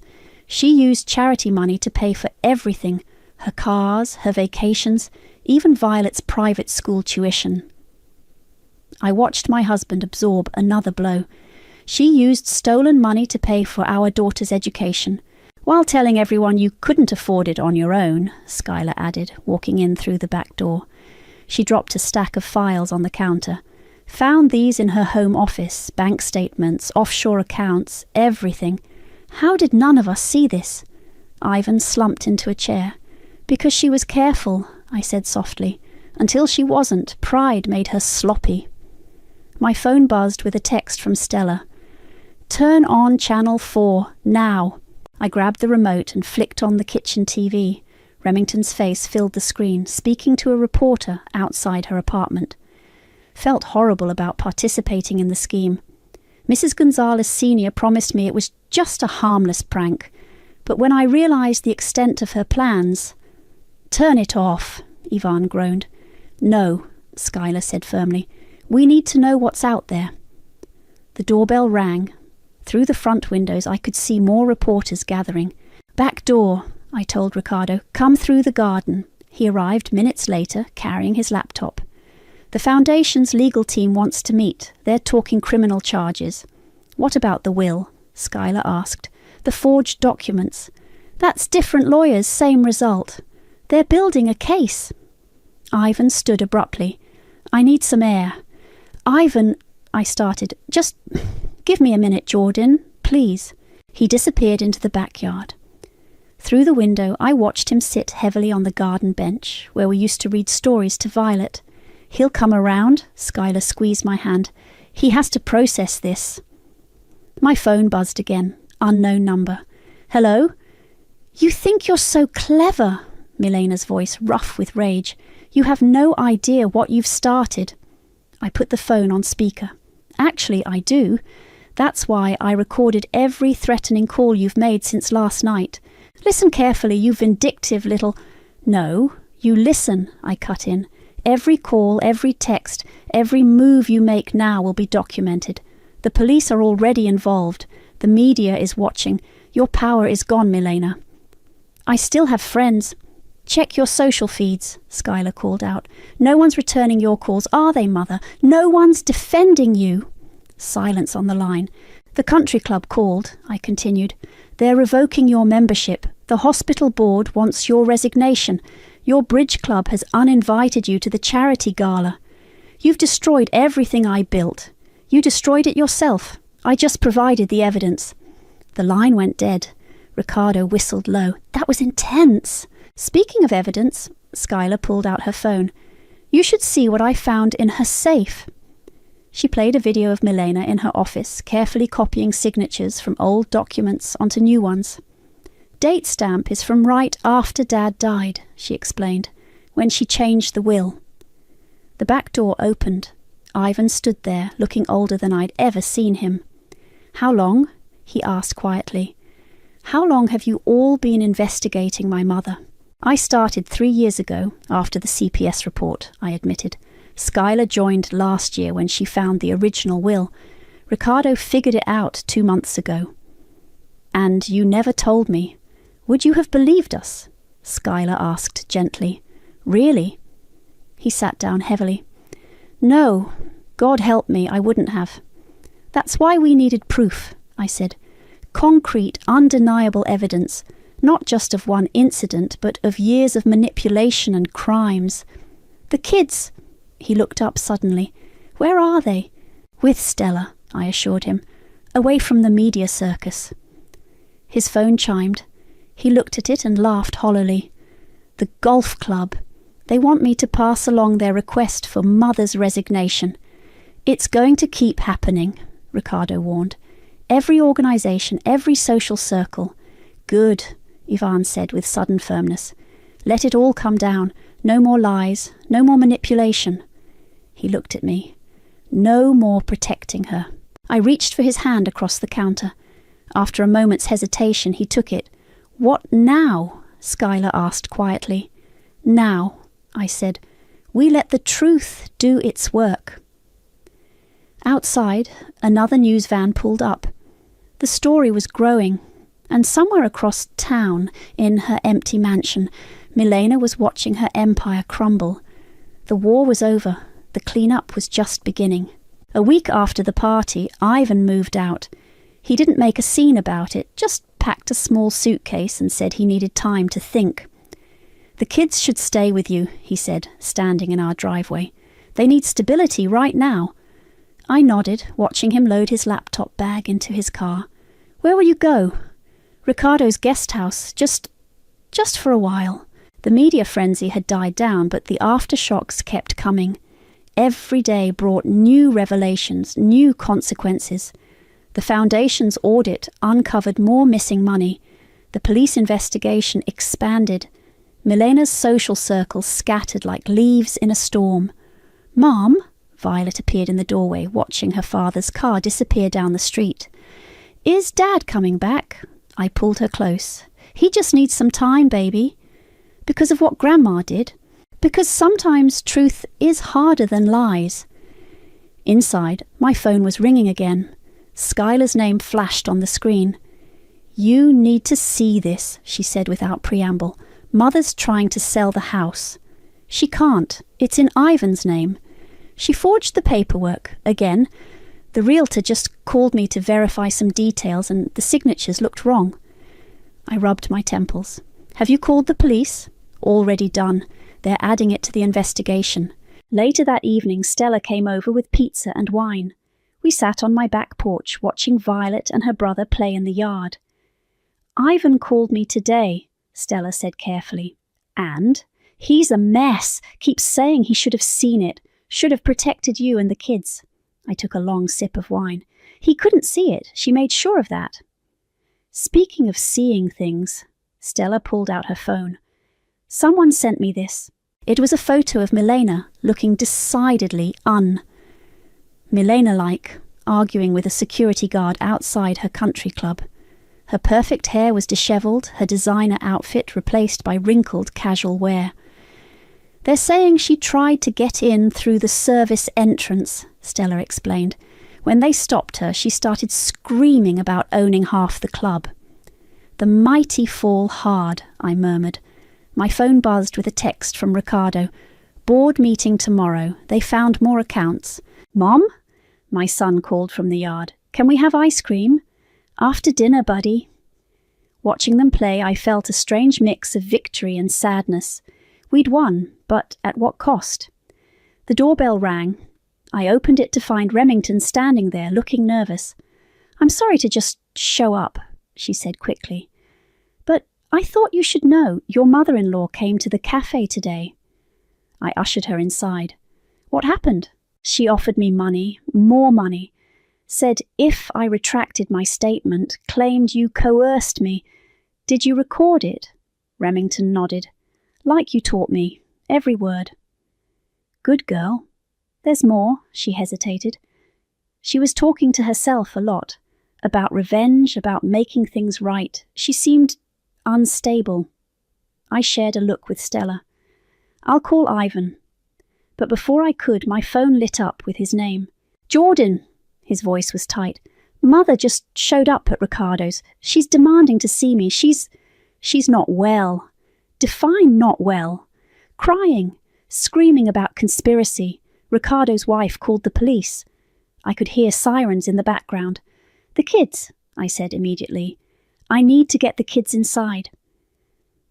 "I'm on my way home," he said, then caught himself. I'm coming over." We hung up. I called the children in, locked the doors, closed the blinds. "Why are we hiding?" Violet asked, too perceptive for her age. "We're not hiding, sweetie. We're just being careful." Stella's phone chimed. She showed me the screen. A local news tweet. "Socialite Milena Gonzalez detained after disturbance. Sources say psychiatric evaluation pending." "It was bound to happen," Stella said softly. Her whole world collapsed. We heard Ivan's car pull up. He rushed in, looking wild-eyed. "They took her to the hospital," he said. She kept saying she'd make us all pay, that we'd regret betraying her." The kids ran to him and he hugged them tight. Over their heads his eyes met mine. "I'm sorry," he whispered. "I'm so sorry I didn't believe you sooner." "You believe me now," I said. "That's what matters." Remington quietly excused herself. Stella followed, leaving us alone as a family. "Is Grandma sick?" my son asked. Ivan looked at me helplessly. "Sometimes," I said carefully, "when people lose everything they thought was important, they forget what really matters." "Like family?" Violet asked. "Like family," I confirmed. Outside, another police car cruised by slowly, keeping watch. Inside, we held each other, a broken family trying to heal. The truth had set us free, but freedom, I was learning, came with its own kind of pain. The psychiatric hospital was quiet, except for the soft hum of fluorescent lights. Ivan and I sat in uncomfortable plastic chairs while a doctor explained Milena's condition. "Your mother is experiencing what we call a narcissistic breakdown," he said, flipping through his notes. "The loss of her social status, her control, it's triggered a severe psychological crisis." "Will she recover?" Ivan asked, "with treatment, but she'll need to stay here for a while." As we left the consultation room, Skylar was waiting in the hallway, holding a manila envelope. "They found this in her bedroom," she said quietly. "You need to see it." Inside was a detailed plan, written in Milena's precise handwriting. Not just for the anniversary party scandal, but for something much worse. She was going to claim I was abusing the kids, I whispered, reading the notes. She had fake photos, doctored medical records. She was planning to get full custody. Ivan snatched the papers, his face darkening as he read. Medical records showing suspicious injuries, witness statements, school reports. He looked up, horror in his eyes. She was going to destroy you completely. "The police want to add this to their investigation," Skylar said. "They're talking serious charges now. Conspiracy, fraud, attempted kidnapping." A nurse approached us. "Mrs. Gonzalez is asking for her son." Ivan hesitated, looking at me. "Go," I said softly. "You need this." He disappeared down the hallway.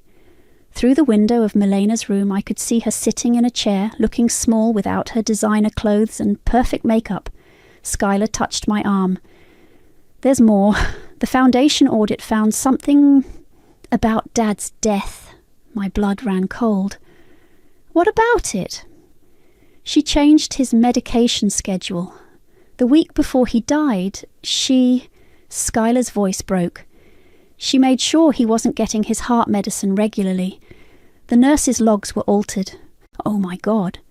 She wanted control of the estate sooner. She knew if Dad lived another year, he'd discover the missing money." The door to Milena's room burst open. Ivan stormed out, his face ashen. "She confessed," he said hoarsely, "to everything. The money, the fraud, the CPS reports. She said she did it all for me, to protect me from," he looked at me, "from making the wrong choice in life." A scream echoed from the room. Nurses rushed past us. "Get out!" Milena's voice carried through the halls. "All of you traitors, you ungrateful children, I gave you everything." "No, Mother," Skylar called back. "You took everything, and now you've lost it all."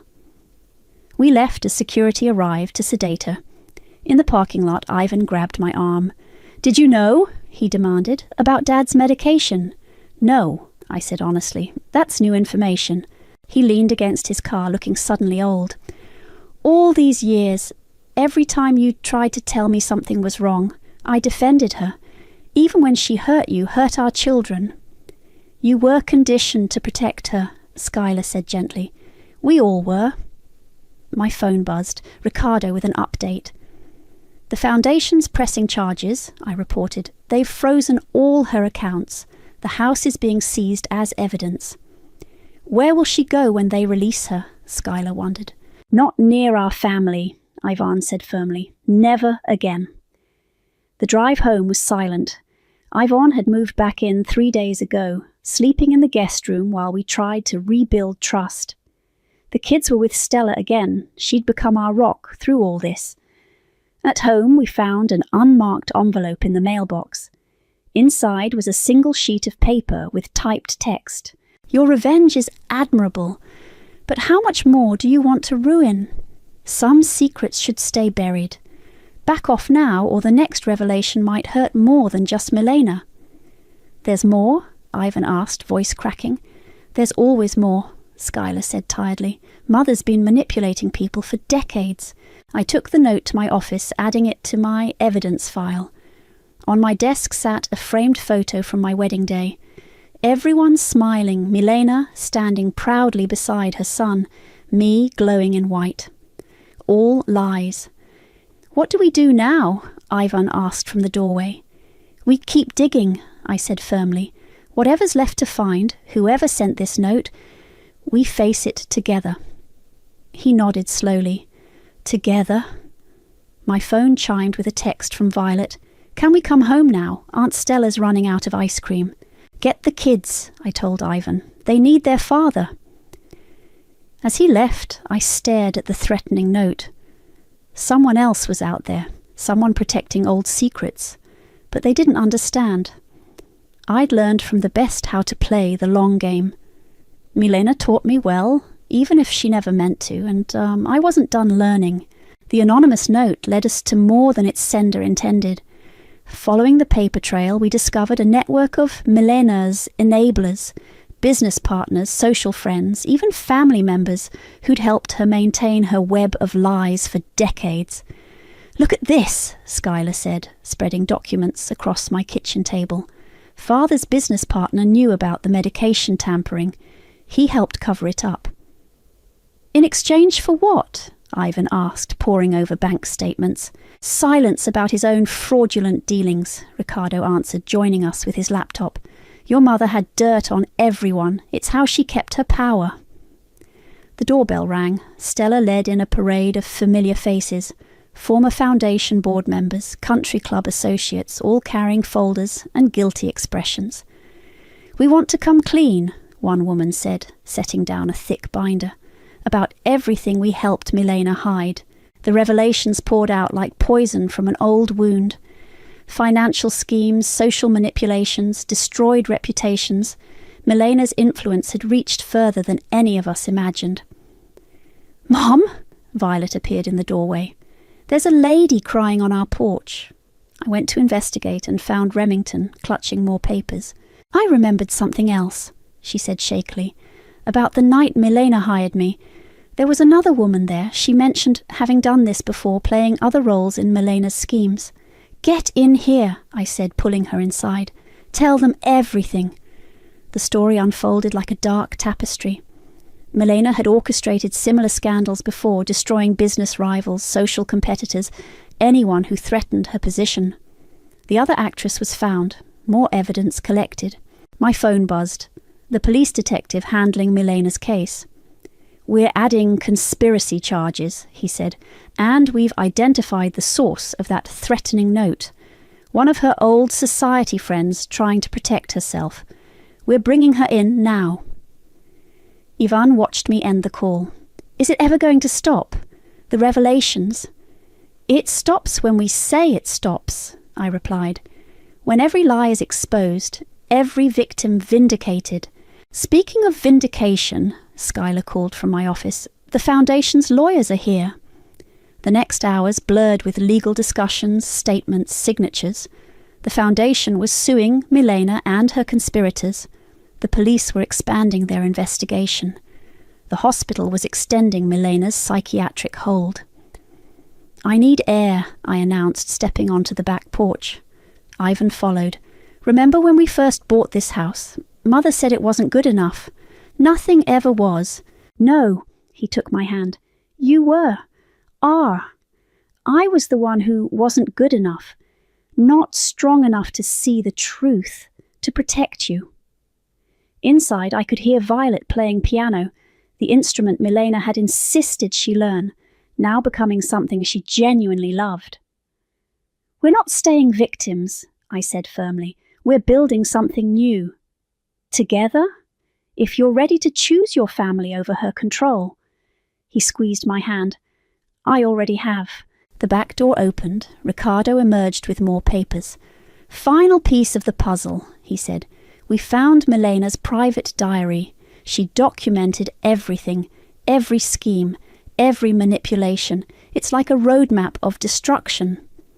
Why would she write it all down? Ivan wondered. Because she was proud of it, Skylar said from the doorway. It was her masterpiece. No, I corrected. Her masterpiece was creating a family that finally stood up to her. My phone chimed with a news alert. Socialite scandal expands. Dozens implicated in decades-long web of fraud. Mom, Violet called. Can we have pizza? All these lawyers are making me hungry. I laughed, the first real laugh in weeks. Yes, baby, pizza for everyone. The sun was setting as our unexpected gathering shared food and truth. Former victims became allies, old secrets lost their power in the telling. Even the lawyers relaxed, sharing stories of other family dynasties toppled by their own corruption. What happens now? Stella asked quietly. Now. I looked around at our transformed living room, no longer a showcase for Milena's control, but a war room for justice. Now we rebuild.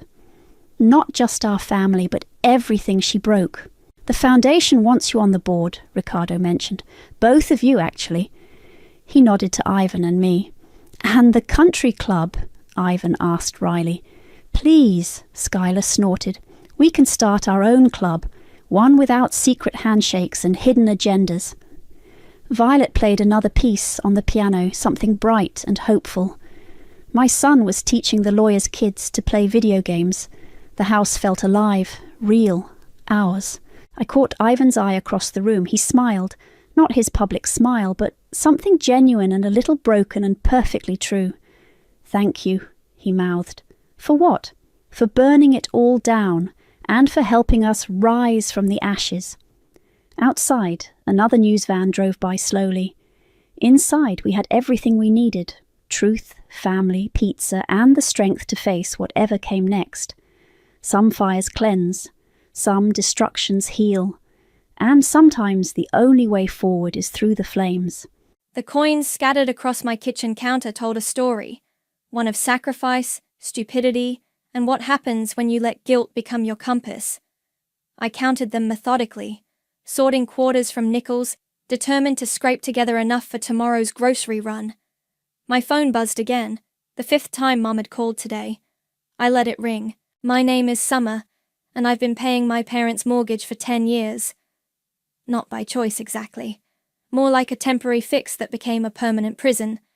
The irony? I can barely afford my own rent. The phone buzzed again. This time a text. Summer, answer now. It's about Riley. Of course it was. Everything was always about Riley. I picked up on the next ring. Mom? Finally. Why haven't you been answering? Never mind. You'll never guess what happened. Her voice bubbled with the special excitement she reserved exclusively for Riley-related news. I braced myself, continuing to stack quarters. What happened? Riley's engaged. Bodhi proposed last night at that rooftop restaurant. You know, the one with the crystal chandeliers? He had a string quartet and everything. The quarter in my hand slipped, clattering to the floor. That's wonderful, I managed. We're having a family dinner tonight to celebrate. 7 o'clock sharp at La Maison. Don't be late. I glanced at my sad pile of coins. La Maison meant at least $50 per plate. Mom, I can't. Don't start, Summer. This is your sister's engagement. You're coming. Before I could protest, she continued.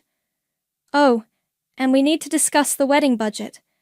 Your father and I have been talking, and since you're the practical one with all that financial knowledge... My stomach dropped. Mom, it's just $50,000. That's nothing for someone as responsible as you. You've always been so good with money. The room started spinning. $50,000? Well, obviously, that barely covers the basics these days. Riley deserves her dream wedding, doesn't she? After all, she's your only sister. I looked around my cramped apartment, at the second-hand furniture, the peeling wallpaper, the stack of unpaid medical bills on my desk. 10 years of paying their mortgage meant 10 years of putting my life on hold. No savings, no house of my own, no future. "I'll see you at dinner," I said quietly, hanging up before she could respond. My phone immediately pinged with a text from Riley. "OMG sis, can't wait to see you tonight. Already found the perfect venue." Attached was a photo of what looked like a castle, complete with sprawling gardens and a lake view, because of course it was. I opened my banking app, checking my balance. The mortgage payment was due tomorrow, $2,100, same as always. The remaining balance would barely cover my own rent. My best friend Sylvia's contact photo popped up on my screen. I answered, grateful for the distraction. "Hey, how's my favorite human calculator?" she chirped. "Remember when we were kids and thought being good at math would make us rich?" "Uh-oh, what happened?" I laughed, but it came out hollow. "Riley's engaged. They want me to pay for the wedding." "They what?" Sylvia's voice rose an octave. "After everything you've already... $50,000. Tell them to go fuck themselves. If only it were that simple." "I have to go to a celebration dinner tonight. At la maison." "With what money? The coins you've been saving for groceries?" I glanced at my pathetic pile. "Maybe I can sell a kidney." "Summer." Sylvia's voice turned serious. "You have to stop this. You're killing yourself trying to keep them afloat while Riley posts Instagram stories from 5-star hotels." I know. I did know. I'd known for years. "Then why—" "Because they're family," I said automatically, the same answer I'd given for a decade. Sylvia sighed. "Family doesn't treat family like an ATM." My phone buzzed with another text from Mom. "Wear something nice tonight, not those discount store clothes." I stared at the message, something sharp and angry finally crystallizing in my chest. 10 years of sacrifice, and they still weren't satisfied. They'd never be satisfied. "I have to go," I told Sylvia. "Need to find something nice to wear to dinner." "Summer, please." "I'll call you later." I hung up and looked at my banking app again. The mortgage payment sat there, scheduled for tomorrow, same as always. My finger hovered over the cancel payment button, but I couldn't do it. Not yet.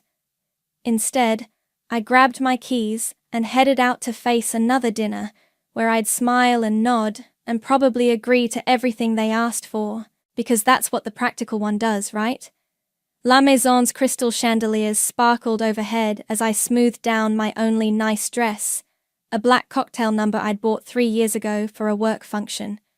Riley was already holding court at the center of the table, her perfectly manicured hand extended to show off an engagement ring that probably cost more than my annual rent. "Summer!" Mom waved me over, her smile tight. "You're late." "Traffic," I muttered, sliding into the only empty seat, directly across from Riley and her fiancé Bodhi. "We already ordered appetizers," Riley announced, not looking up from her phone. "And champagne. The good kind, obviously." Dad cleared his throat. "Speaking of which," he raised his glass, "to my beautiful daughter and her equally wonderful fiancé. May your future be as bright as that diamond." Everyone clinked glasses. I took a small sip, mentally calculating the cost of the good kind of champagne multiplied by 6 people. "So," Riley leaned forward, her eyes sparkling, "I've already found the perfect venue. It's this gorgeous estate with—" "The one with the lake," I interrupted. "You saw my post. Isn't it amazing? They only do 10 weddings a year, so we had to book fast. Mom and Dad already put down the deposit." I nearly choked on my champagne. "You what?" "Well, we couldn't risk losing it," Mom said quickly. "It's perfect for Riley's vision." And how much was this non-refundable deposit? 10,000, Dad replied casually, as if announcing the time. But that comes off the total wedding budget, of course. My hands started shaking under the table. The budget you expect me to provide. Now, Summer. Mum's voice took on that familiar patronizing tone. We've always known you're the responsible one, the planner, while Riley has other gifts. Like being your favorite? The words slipped out before I could stop them. Riley's perfect smile faltered. Don't be bitter just because I'm getting married first. It's not my fault you're still single. Riley, Bodhi touched her arm, looking uncomfortable. It was the first time he'd moved since I arrived. Maybe we should— No, let's talk about this, I said, pushing my untouched plate aside. Let's talk about how I've been paying your mortgage for 10 years while Riley jets off to Bali and posts about living her best life. Dead silence fell over the table. Even the nearby diners seemed to pause. That was a family agreement, Dad said stiffly. After my accident, it was supposed to be temporary. 3 months, you said. Just until you got back on your feet. We're family, Mom hissed, leaning forward. Family helps each other. Really? Because I don't see Riley helping anyone but herself. Riley's face flushed red. You've always been jealous of me, just because you chose to be boring and responsible. I didn't choose anything. I was told it was my duty, my obligation, while you got everything handed to you on a silver platter. Ladies, the waiter appeared, looking nervous. Perhaps we could— Bring the check, I said, standing up. Split it 6 ways. Mom's eyes widened. Summer, sit down. You're making a scene. No, I'm finally speaking up. 10 years of my life gone. My savings gone. My chances of buying my own home gone. And now you want 50,000 more? You've always been good with money, Riley said, her voice dripping with condescension. It's literally the only thing you're better at than me. So worry about this wedding, and let me handle being the star. The room went very quiet, very still. You're right, I said softly. I am good with money, which is why I know exactly how much you all owe me. 10 years of mortgage payments, with interest. Dad's face turned purple. Now listen here. No, you listen. I'm done. Find another ATM for Riley's fairy tale wedding. I quit. I turned to leave, but Mum grabbed my wrist. If you walk out that door, don't bother coming back. I looked at her hand, then at her face. This woman who had manipulated me for a decade under the guise of maternal love. That's the first honest thing you've said to me in years. I pulled free and walked out, ignoring Riley's dramatic gasp and Mom's calls behind me. In the parking lot, my phone buzzed with the automated reminder, mortgage payments scheduled for tomorrow. With trembling fingers, I opened the app, stared at the payment screen. 10 years of obligation stared back. Cancel payment? The screen asked. For the first time in a decade, I pressed yes. And somewhere deep inside, something that had been bound in chains finally broke free. The morning after the dinner disaster, my phone lit up like a Christmas tree. 15 missed calls, 37 text messages, 3 voicemails, all from Mum, each more hysterical than the last. I ignored them all and went to work. You look different, Sylvia said, peering at me over her coffee cup as I settled at my desk. Like you finally got that stick out of your— I canceled the mortgage payment. She spat coffee across her keyboard. Holy shit, you actually did it? And told them I wouldn't pay for the wedding. Double holy shit! She wheeled her chair closer. What happened? Before I could answer, a familiar face appeared in our cubicle doorway. Noah Moore, my childhood neighbor turned corporate IT guy, was leaning against the frame with his usual easy smile. Computer troubles? He asked. Life troubles, Sylvia replied, gesturing at her coffee-splattered keyboard. But while you're here— As Noah cleaned up Sylvia's mess, I pulled up my email. Another message from Dad. Your mother is beside herself. Call immediately. Delete. So, Noah said, finishing with the keyboard. Life troubles? Summer finally grew a spine, Sylvia announced proudly. Tell him. I hesitated. Noah and I had grown up next door to each other, had watched each other's lives unfold from opposite sides of a fence. He'd seen firsthand how my parents operated. I stopped paying their mortgage, I said quietly. He straightened up. About damn time. You knew? Sylvia demanded. Everyone in the neighborhood knew, Noah replied. We watched Summer work 3 jobs in college while Riley got a new car for her sweet 16. My phone buzzed again. Riley this time. Mom's crying because of you. Again. Why do you always have to ruin everything? I turned the phone face down. Hey! Noah touched my shoulder. Remember what your grandmother used to say? Family's supposed to lift you, not leash you, I quoted automatically. The memory of Grandma Lorelei hit hard. She'd been the only one who ever stood up to my parents. Smart woman, Sylvia said. What else did she say? A lot.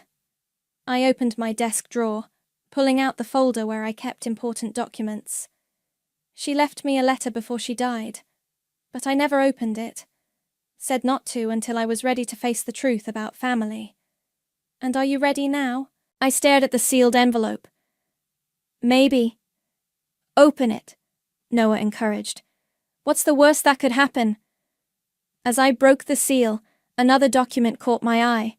An old bank statement I'd filed away. Something about the numbers didn't look right. I pulled it out, scanning the details. My blood ran cold. What? Sylvia and Noah asked simultaneously. These payments, they're not just for the mortgage. My hands started shaking. There's a second loan here, co-signed by Riley. Noah leaned over my shoulder. When was this taken out? 3 years ago. The same time Riley had started her influencer career. The same time my parents had insisted on increasing my monthly payments for property taxes. They used your money to cover Riley's loan. Sylvia's voice rose in outrage. Not just that. I dug deeper into the folder. They used me as a backup plan. Every time Riley overspent, every time she needed bailing out. It came from your payments, Noah finished, his face darkening. Those bastards! My phone buzzed again. A text from Mom. The mortgage payment didn't go through. Fix it now. For the first time, I saw the message for what it was. Not a mother's concern, but a manipulator's demand. I need to go home, I said suddenly. I need to check something. Want company? Noah offered. I nodded, grateful. Both of you? 20 minutes later, we were in my apartment, surrounded by a decade's worth of financial documents. Every statement, every receipt, every transfer, laid bare on my living room floor. Jesus, Sylvia whispered, holding up a bank statement. They've been double-dipping for years, using your payments to cover both the mortgage and Riley's expenses. Look at these credit card statements, Noah added. All these charges, luxury hotels, designer clothes, first-class flights, they're all in Riley's name, but the payments came from your account. My phone kept buzzing. I kept ignoring it. What are you going to do? Sylvia asked softly. I picked up Grandma Lorelei's letter, still unopened. I'm going to read this. Then I'm going to make some calls. To your parents? No. I met their concerned gazes with steel in my voice. To a lawyer, the letter felt heavy in my hands, like it contained more than just paper, like it held answers I'd been too afraid to seek. Whatever's in there, Noah said quietly. We're right here. I took a deep breath and broke the seal, unfolding what would turn out to be my grandmother's final gift and my key to freedom. Congratulations, the realtor beamed, handing me the keys. The house is yours. I stood in the empty living room of my new home, my very own home, running my fingers along the freshly painted walls. It wasn't much, a modest 2-bedroom with a small yard, but it was mine. Every square inch belonged to me. My phone buzzed. For once, it wasn't my family. It was Noah. "Did you get the keys?" "Just now." I couldn't keep the smile out of my voice. "Want to see it?" Already outside, I opened the front door to find him holding a bottle of champagne and 2 plastic cups. First house celebration? Absolutely. We sat on the floor of my empty living room, sharing cheap champagne and watching sunlight stream through windows that needed washing. "Have they figured it out yet?" he asked carefully. "That I'm not coming back?" "No." I took another sip. "They're still sending wedding vendor invoices like nothing happened." As if on cue, my email notification pinged. From Dad, subject line, urgent. "Don't," Noah warned, but I was already opening it. Inside was a detailed billing schedule for Riley's honeymoon, a month-long tour of Europe's finest hotels. The total made my eyes water. "We'll reimburse you later," Dad's note read. "Family takes care of family." Something snapped inside me. After everything, the letter from Grandma Lorelei revealing the truth about the house's ownership, the decade of financial manipulation, the endless demands, they were still treating me like their personal bank. I hit reply. "This isn't my problem. I'm done funding her fantasy." "Sent," I announced, clinking my plastic cup against Noah's. "To boundaries." "To boundaries," he echoed, "and to your grandmother's excellent timing." We both glanced at Grandma Lorelei's letter, now framed on my otherwise empty wall. Her words had changed everything. The house was never meant to be their playground. I left my half to you, Summer, because you were the only one who understood its value. They can't sell or borrow against it without your signature. Remember that when the time comes to choose between their comfort and your freedom. My phone rang. Mom's name flashed on the screen. "Speaker," Noah suggested. "I want to hear this." I answered. Mom's voice exploded through the speaker. "How dare you speak to your father that way, after everything we've done for you?" "Everything you've done for me?" I laughed. "Like using my mortgage payments to cover Riley's shopping sprees." Silence. Then, "We did what we had to do. Riley has special needs." "Yeah, the need for designer handbags and 5-star hotels." "You've always been jealous of her success." "What success? Being an influencer while living off my money?" "You ungrateful little—" Mom's voice turned venomous. "You always were just an accident with a checkbook." The words hung in the air like poison. Noah reached for my phone, but I beat him to it. "Thanks for finally being honest, Mom. I've got some honesty for you, too. I'm not paying for the wedding. I'm not paying for the honeymoon. And I'm definitely not paying your mortgage anymore." "You can't do this to us."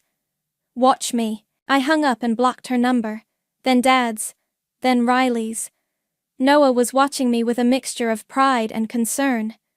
"You okay?" "Better than okay." I stood up, walking to the window. "I'm free." My phone pinged with one final email notification. Riley had posted a new Instagram story, a video of her crying, captioning it, "When your own sister betrays you." The comments were already flowing in, her followers demanding details. "Should we tell them the truth?" Noah asked, reading over my shoulder. "Not yet." I closed the app. "Let them dig their own grave first." We spent the rest of the afternoon making plans for furniture shopping, picking paint colors, and imagining what this house could become. As the sun set, casting long shadows across my empty floors, Noah helped me hang up a home sweet home sign Sylvia had given me as a housewarming gift. "Hey," he said softly. "Remember when we were kids and you used to climb over the fence to escape your parents fighting?" I nodded. "You'd always leave your window unlocked for me. Well, he gestured to my new house. Now you have your own escape. No climbing required. My phone had finally gone quiet. Somewhere across town, my parents were probably panicking about next month's mortgage payment. Riley was probably filming more tearful Instagram stories. Their carefully constructed house of cards was beginning to crumble. But here, in my own home, with my own keys, and my own life stretching out before me, I felt nothing but peace. Want to help me paint this weekend? I asked Noah. He smiled. Wouldn't miss it for the world. For the first time in forever, I was exactly where I wanted to be, and exactly who I wanted to be. No guilt, no obligations, just freedom, and it felt absolutely perfect. The rehearsal dinner invitation arrived like a declaration of war. Cream-colored paper, gold embossing, and my name conspicuously absent from the guest list. Riley was making a statement. Too bad I had a bigger one planned. You don't have to do this, Noah said, watching me adjust my dress in his car's rearview mirror. We were parked outside the restaurant, the same one where everything had imploded a month ago. Yes, I do. I pulled out the manila folder I'd prepared. They need to see exactly what they've done. Want backup? I squeezed his hand. Wait here? Inside, the private dining room buzzed with conversation. I spotted Riley holding court at the head table, Bodhi beside her, looking increasingly uncomfortable.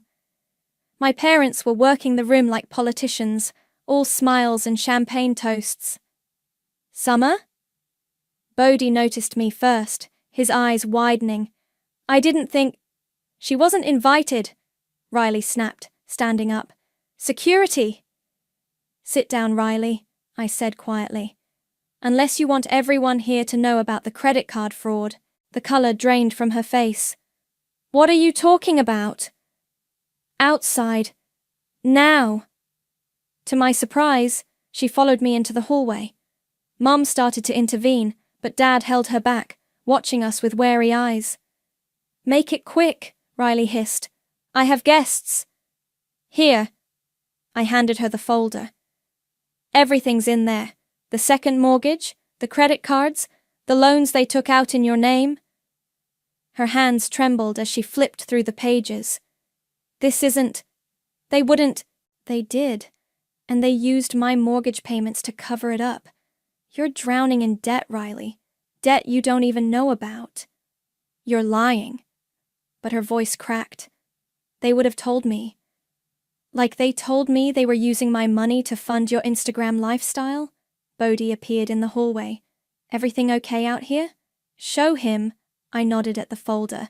Show him what you're really marrying into. Riley clutched the folder to her chest. Bodhi, don't... Is this why your parents insisted I sign those pre-wedding financial documents? He asked slowly. The ones about shared debt responsibility? Riley's face crumpled. I didn't know. Of course you didn't. I felt oddly calm. You were too busy winning. What? That's what this wedding was really about, right? Showing everyone how you won at life while boring, responsible Summer lost? She flinched. I never... Save it. I turned to Bodhi. Those documents they want you to sign? They'll make you legally responsible for all of this. I gestured at the folder. Every loan, every credit card, every lie. Think carefully about whether she's worth it. Mom burst into the hallway. What is going on out here? Riley, honey, your guests. Did you know? Riley's voice was small. About the loans? Mom froze. Dad appeared behind her, his face ashen. Riley, sweetheart, we can explain. Did you know? Riley's voice rose to a shriek. The folder fell, papers scattering across the floor like evidence at a crime scene. Bodhi knelt to pick one up. His eyes widened as he read. This is fraud. It's family business, Dad snapped. Stay out of it. Family? I laughed. Is that what you call this? Riley was still staring at the papers, at the years of financial manipulation laid bare.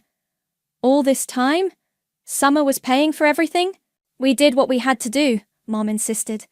To maintain our standard of living. To maintain your lies, I corrected. And now they're all coming out. Bodhi stood up slowly, gathering the papers. I need time to think about this. Bodhi, please. Riley reached for him, but he stepped back. I'll call you tomorrow. He walked away, taking the folder with him. Riley turned on me, tears streaking her perfect makeup. You've ruined everything. This was supposed to be my perfect moment, my chance to show everyone. That you won? I finished softly. Congratulations, Riley. You won a house of cards and now it's falling down. I left her there, sobbing in the hallway while our parents tried desperately to damage control. In the parking lot, Noah was waiting, concern etched on his face.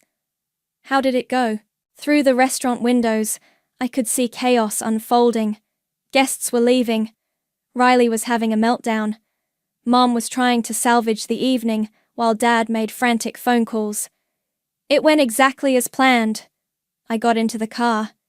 Take me home. As we drove away, my phone lit up with a text from Bodhi. Thank you for telling me the truth. I didn't reply. I didn't need to. The truth was finally doing what I never could, setting everyone free, whether they wanted it or not. You know they'll retaliate, Noah said quietly. I smiled, thinking of Grandma Lorelei's letter and the legal bombshell still to come. Let them try. The morning sun streamed through my kitchen window as I made coffee in my own home. On my own terms. 3 weeks had passed since the rehearsal dinner disaster. 3 weeks of blessed silence. My doorbell rang. Sylvia and Noah stood outside, carrying bags of groceries. First official dinner party? Sylvia grinned, holding up a bottle of wine. As long as you're both cooking, I laughed, letting them in. Unless you want food poisoning. We settled into an easy rhythm, Sylvia chopping vegetables, Noah handling the pasta, me setting the table with my newly purchased dinnerware. Everything in this house was mine, bought with my own money, no strings attached. Have you heard anything? Sylvia asked, sliding vegetables into a pan. Radio silence. Even Riley's Instagram has been quiet. That's a first, Noah commented, stirring the sauce. No more crying selfies? Nope. And the wedding's been postponed indefinitely. Bodhi moved out last week. Sylvia whistled. Karma's finally showing up to work. My phone rang, shattering our peaceful moment. Mom's number flashed on the screen. Don't, Noah started, but I was already answering. Summer! Mom's voice was hysterical. We got a notice from the bank. They're saying foreclosure. The wooden spoon in Noah's hand clattered to the counter. Sylvia froze mid-chop. I know, I said calmly. You... What? I know about the foreclosure notice. I've known for weeks. Silence crackled over the line. Then, what did you do? Nothing. I just stopped preventing the inevitable. They're taking the house. She was sobbing now. Your father's childhood home. How could you let this happen? The same way you let me sacrifice 10 years of my life. We're your parents, and I'm your daughter, not your ATM. More silence. Then Dad's voice. Summer, listen to me. We can fix this. Just help us with this month's payment and we'll... No. No? His voice turned hard. After everything we've done for you? Done for me? I laughed. You mean done to me? You ungrateful little... I hung up, blocked their numbers, again. Sylvia and Noah were watching me with a mixture of concern and pride. You okay? Noah asked softly. Before I could answer, my phone pinged with an Instagram notification. Riley had finally broken her silence with a new post, a selfie from a luxury hotel suite, caption reading, "Living fabulously, despite the haters." Is she serious? Sylvia peered at my screen. Their house is being foreclosed and she's at a hotel? I scrolled through the comments. They were not kind. How are they affording hotels when they're bankrupt? Didn't your wedding get cancelled because of money issues? Maybe pay your mortgage instead of posting fake flex pics. The truth was unraveling in real time, one angry comment at a time. Dinner's ready, Noah announced, pulling me away from the drama. Let's celebrate your freedom instead of watching their downfall. We sat around my new dining table, eating pasta and drinking wine, laughing about nothing and everything. Through the window, I could see my small backyard where Noah had helped me plant a garden last weekend. On the wall hung photos of my new life, my house keys, my first mortgage statement, my friends helping me move in. My phone kept lighting up with notifications as Riley's post went viral for all the wrong reasons. People were connecting dots, sharing stories, exposing years of financial manipulation. You didn't even have to say anything, Sylvia marveled, reading the comments. They're destroying themselves. Karma isn't a sledgehammer, I said, remembering Grandma Lorelei's words. It's a mirror. Eventually, everyone has to face their own reflection. Noah raised his glass. To karma? To freedom, I corrected, clinking glasses with my real family, the one I chose. Later that night, after Sylvia and Noah left, I sat on my porch watching the stars. My phone lit up one last time, a text from Riley. I hope you're happy. You've destroyed everything. I typed back, no, Riley. You did that all on your own. Then I turned off my phone, locked my door, my lock, my key, and went to bed in my own house, in my own life, finally free from the weight of other people's expectations. Tomorrow would bring more drama, more fallout, more consequences. But for tonight, I had pasta leftovers in my fridge, flowers growing in my garden, and peace in my heart. And that was worth more than all the mortgage payments in the world. The lawyer's office was colder than I expected, all glass and steel and expensive silence. Mr. Patterson adjusted his glasses, reviewing Grandma Lorelei's documents one last time. Well, he said finally, your grandmother was quite thorough. Meaning? Meaning she knew exactly what your parents would do, and she prepared accordingly. He pulled out a thick folder. The house wasn't just split ownership. She put specific conditions in place. Noah squeezed my hand under the table as the lawyer continued. Your parents could only maintain their half of ownership if they kept the property free of additional liens or mortgages. The moment they took out that second mortgage without your knowledge, they violated the terms, I finished. Exactly.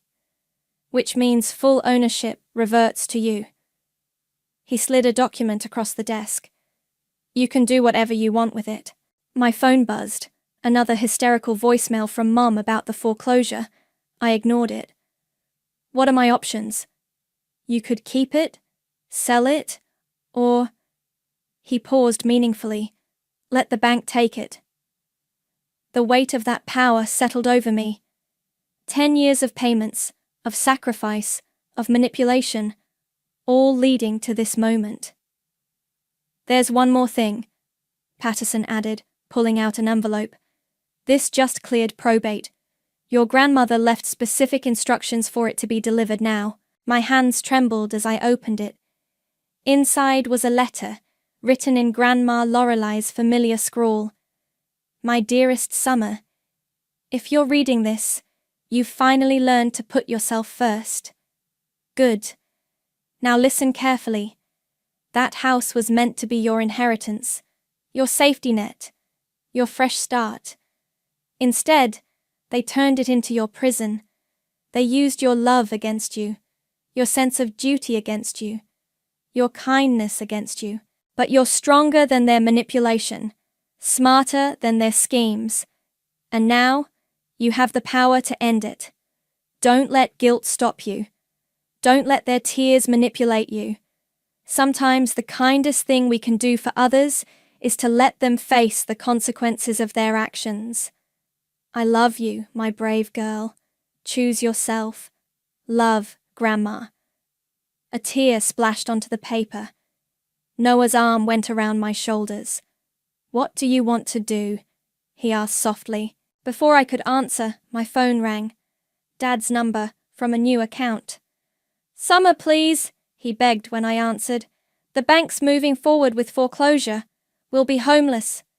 No, you won't. You'll just have to live within your means for once. We can fix this. We'll sign whatever you want. That's the problem, Dad. You've been signing things you shouldn't for years. Using my money to cover Riley's debts. Taking out loans you couldn't afford. We did it for the family. No, I said firmly. You did it for yourselves. I hung up and turned to the lawyer. What do I need to sign? An hour later, it was done. I'd signed away my claim to the house, allowing the bank's foreclosure to proceed. No more fighting it. No more fixing it. No more enabling their financial disasters. As we left the office, my phone exploded with notifications. Riley had gone nuclear on social media, posting screenshots of text conversations, bank statements, everything, trying to paint herself as the victim. But the comments weren't on her side. Wait, your sister paid your parents' mortgage for 10 years while you lived luxury. So you knew they were using her money to fund your lifestyle. No wonder your fiancé left. Don't read those, Noah said, taking my phone. Let's go home. But we only made it halfway to the car before I saw them, my parents, standing by my car, looking defeated. Summer? Mum stepped forward. Please. How did you find me? Riley saw you come in. Dad wouldn't meet my eyes. We had to try one last time. It's over, I said quietly. The house is going to foreclosure. I've signed the papers. You can't do this to us. Mom's voice rose hysterically. We're your parents. Yes, you are. And you taught me my final lesson. Sometimes love means walking away. They stood there, speechless for the first time in my life, as I got into my car. Noah took the driver's seat, starting the engine. Through the rearview mirror, I watched my parents grow smaller, their empire of lies crumbling around them. My phone lit up with one final text from Riley. I hope you're happy. You've destroyed this family. I typed back, No, Riley. The family was destroyed long ago. I just stopped pretending it wasn't. Then I turned off my phone, leaned back in my seat, and let Noah drive me home. To my house, my life, my future. Sometimes karma doesn't come when you deserve it. It comes when you're finally ready to let go. The morning sun warmed my face as I tended to my garden, pulling weeds and checking on the tomatoes Noah had helped me plant. A familiar rumble drew my attention to the street. A moving truck, parking in front of my old family home. I straightened up, watching as workers began emptying the house. The foreclosure was finally happening. My phone buzzed, a text from Sylvia. Are you watching? Yes, I replied. Want company? Already have some, I texted back, as Noah appeared with 2 cups of coffee, handing me one. We stood in my garden, watching silently as years of accumulated possessions emerged from the house. Designer furniture, expensive artwork, Riley's childhood trophies, Mom's precious china collection. Summer? I turned to find Bodhi standing at my garden gate, looking uncomfortable. Hey, I said carefully. Didn't expect to see you here. I came to return this. He held out a small velvet box, Riley's engagement ring. And to say thank you. For what? For saving me from making a huge mistake. He glanced at the moving truck. I checked the documents you showed me. Called off the wedding just in time. I'm sorry, I said, and meant it. Don't be. Better to know now than after signing those papers. He hesitated. Have you heard from them? Not since the lawyer's office. A car screeched around the corner, Riley's red convertible. She jumped out, running toward the moving truck. Stop! You can't take those things. They're ours. The workers ignored her, continuing their work. Mum and Dad weren't far behind, pulling up in their luxury SUV that they somehow still hadn't sold. Summer? Mom spotted me in my garden. Are you happy now? Looking at your handiwork? This isn't my handiwork, I called back calmly. This is yours. All of it. Riley spun around, finally noticing Bodhi. Her face crumpled. Baby, please. Save it, he said quietly. I came to return this. He set the ring box on the sidewalk and walked away without looking back. Riley's scream of rage echoed down the street. This is all your fault! She stormed toward my gate. You couldn't stand seeing me happy. Happy? I laughed. Riley, you were never happy. You were just better at pretending. Girls, please. Dad stepped forward. We can still fix this. No, I cut him off. We can't, and that's okay. Okay? Mom's voice rose. How is any of this okay? I gestured to my house, my garden, my life. Because I'm okay. For the first time in my life, I'm actually okay. Riley lunged forward, but Noah stepped between us. That's close enough. Oh, look who finally got a boyfriend, she sneered. Took you long enough. Actually, Noah smiled, taking my hand. I got a partner. Someone who knows her worth and isn't afraid to show it. The moving truck's engine started up. Mum made one last desperate attempt. Summer, please. We're still your family. No, I said softly. You're just people I used to know. I turned away, walking back to my garden. Behind me, I heard Riley's sobs, Mum's pleas, Dad's angry mutters, but they felt distant, like echoes from another life.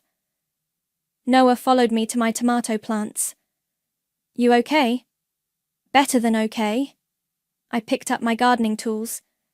Help me with these weeds? We worked in comfortable silence while the drama played out behind us. Eventually, the moving truck pulled away. The luxury SUV followed. Riley's convertible screeched off last, leaving only tire marks and echoing silence. I stood up, brushing dirt from my knees, and looked at my former home. Empty now, like it should have been years ago. What now? Noah asked. Now? I smiled. Now I live my life. I walked to my front door, my door, with my name on the mailbox, and turned the key. Inside, sunlight streamed through windows I'd washed myself. Photos of real moments hung on walls I'd painted. Bills I could afford sat neatly on a desk I'd bought with my own money. Noah wrapped his arms around me from behind. Welcome home. I am home, I said, and finally felt the truth of it. I've been home since I chose me. Outside, the garden waited for attention. Inside, dinner needed cooking. Life went on, simpler, cleaner, honest. I closed the door on the past and turned toward my future. Because that's what choosing yourself means, not just closing doors, but opening new ones. And this door, it had my name on it, just mine. And that was everything. You're quite the little exhibit, aren't you? That's what Sarah said to me right after dessert, as if I were a painting hanging in one of her curated hallways. I remember the fork paused halfway to my mouth, the caramel tart suddenly tasting like ash. Her voice was syrupy, her smile tight. The table laughed politely like she'd cracked a harmless joke. But I saw the way Jessie flinched, the way Amelia's eyes darted to her wineglass. My name is Hayley. I grew up in a 2-bedroom house with peeling paint and a backyard that doubled as a makeshift mechanic shop for my brother's side hustle. I put myself through college with scholarships and a waitressing job that made my feet ache for years. I built my business from scratch, no loans, no handouts. I thought I knew how to handle people like Sarah. But that night I realised she wasn't just rich, she was practised. Dinner at the O'Connor's estate was formal, even though Jessie swore it would be casual. The kind of casual where the table had more forks than guests, and the chandelier above us looked like it cost more than my first apartment. I wore a navy dress, not designer but tasteful. I'd spent hours picking it out. Sarah greeted me with a once-over that lasted too long. Her lips pursed like she'd smelled something faintly unpleasant. "You look sweet," she said, then turned away before I could respond. Jessie squeezed my hand under the table as we sat. "Ignore her," he whispered. But ignoring Sarah was like ignoring a fire alarm. She didn't raise her voice. She didn't need to. "So, Hayley," she said after the first course, "what is it you do again? Something with candles?" "Custom home fragrances," I said, smiling. "We just signed a contract with a boutique hotel chain." "Ah," she said, eyes flicking to Jessie. "So entrepreneurial. That's adorable." Amelia laughed. "Mom, stop. You're making her blush." I wasn't. I don't blush easily. I just smiled and took a sip of wine. Sarah continued. "You know, in our family, we believe in protecting what we've built. Legacy, after all, takes generations." Jessie cleared his throat. "Mom, no, she said, waving him off. "It's important, which is why we've prepared a small formality for you, Hayley. Just a prenup, nothing dramatic. It simply ensures that the family assets remain secure." I looked at Jessie. He avoided my eyes. "It's standard," he said. "Everyone does it." I nodded slowly. "Of course." Sarah leaned in slightly. "It protects our family. You understand, dear." I smiled back. "Perfectly."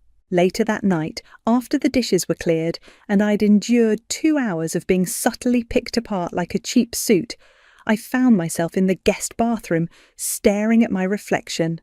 My lipstick was still perfect, my spine still straight, but I felt like I'd been scrubbed raw. My phone buzzed. Malia. "You alive?" she asked. "Barely," I whispered. "They want a prenup." "Of course they do. What's in it?" "Don't know yet, but I'll get it." "Let me look it over when you do," she said.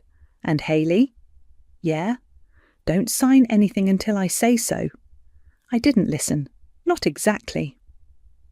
2 days later, Jessie brought over the document.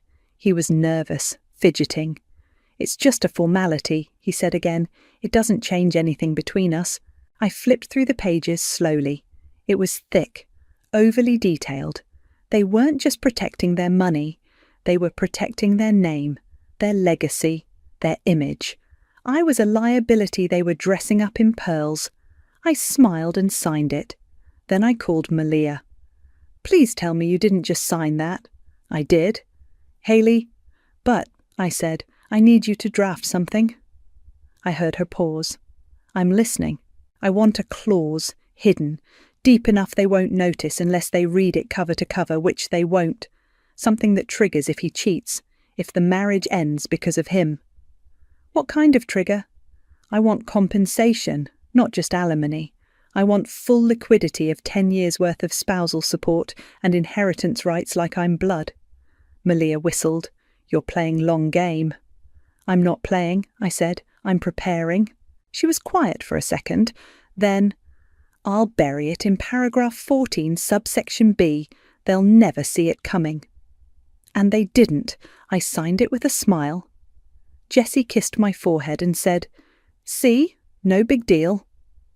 But buried in that mountain of legalese was my insurance, my seatbelt for the crash I saw coming. They thought I was just the girl from nowhere, lucky to marry up. A charity case with good cheekbones and no backbone. They had no idea.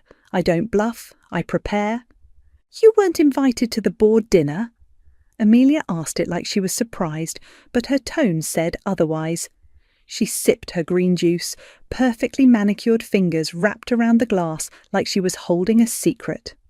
"No," I said, stabbing my fork into the overpriced kale salad she'd insisted we get. Apparently, it was family only. She blinked. "But you are family." I smiled. "That's what I thought too." She gave a soft laugh and looked away, pretending to check her phone. I didn't push it. I'd learned by now, when someone like Amelia says family, they don't mean wives, they mean blood. The truth was, I'd been married to Jessie for almost 3 years, and I still felt like a guest in their world. a well-dressed outsider they allowed into photos, but not into decisions. It started small, a charity gala where my name was left off the donor list, even though I'd written a cheque. A family portrait where I was asked to stand on the end, just for balance. Jessie always brushed it off. They're just used to doing things a certain way. Right, a way that didn't include me. At home, Jessie was still charming, still affectionate in public. But behind closed doors he was distracted, phone always buzzing, late nights at the office. "Work's crazy," he'd say, kissing my cheek with the same mouth that used to whisper dreams into my ear. Then came the party. It was a fundraiser at the O'Connor's estate. Black tie, overflowing champagne, the kind of event where people air kiss and pretend not to judge each other. I wore a sleek black dress Malia helped me pick out. Jessie didn't even notice. "Glad you could make it," Sarah said at the entrance, her smile tight. "We weren't sure you'd feel comfortable." "I'm always comfortable around family," I said, stepping past her. Inside, the place was buzzing. Waiters floated with trays of caviar and cocktails. A string quartet played near the fireplace. I scanned the room for Jessie. He was near the bar, laughing with a woman I didn't recognise. She was tall, stunning, with a body that said Pilates and a dress that said, "I know I'm being watched." Her hand lingered too long on his arm. I walked up casually. "Hey," I said, slipping my hand into Jessie's. He jumped slightly. "Hayley, you look great." The woman turned to me, smiling like we were old friends. "You must be the wife," she said. "And you are?" "Zara," she said. "I work with Jessie. We've been pulling some late nights together. He's brilliant." I smiled. "He is, and punctual too. Always comes home right after work." Jessie coughed. "Zara, this is Hayley." "I figured," she said, her eyes glinting. "You have that classic look. Very elegant." "Thanks," I said. "And you have something in your—" She leaned in, confused. I reached into her hair and plucked out a tiny piece of lint. "There. Got it." Her smile faltered. I stayed by Jessie's side the rest of the night. Zara drifted off eventually, but not before brushing past me in the hallway. "You're lucky," she said, low enough that only I could hear. "Men like Jessie don't come around twice." I tilted my head. No, they usually just circle back to the same mistakes. She raised a brow, then walked away. Later, in the powder room, I opened my clutch to reapply lipstick and found a bracelet nestled inside. Gold, delicate, unmistakably expensive. I stared at it for a moment. Zara's bracelet. I walked out calmly and found her near the terrace. "Hey," I said, holding it out. "You must have dropped this. Found it in my bag." She blinked. "Oh, that's so weird. Thank you." "No problem," I said. "I'm sure it just slipped in there by accident." She nodded, but her eyes flickered. "Of course." I smiled and walked away, heart pounding. Back at home, Jessie was quiet. He undressed slowly, like his body was heavy. "Long night?" I asked. "Yeah."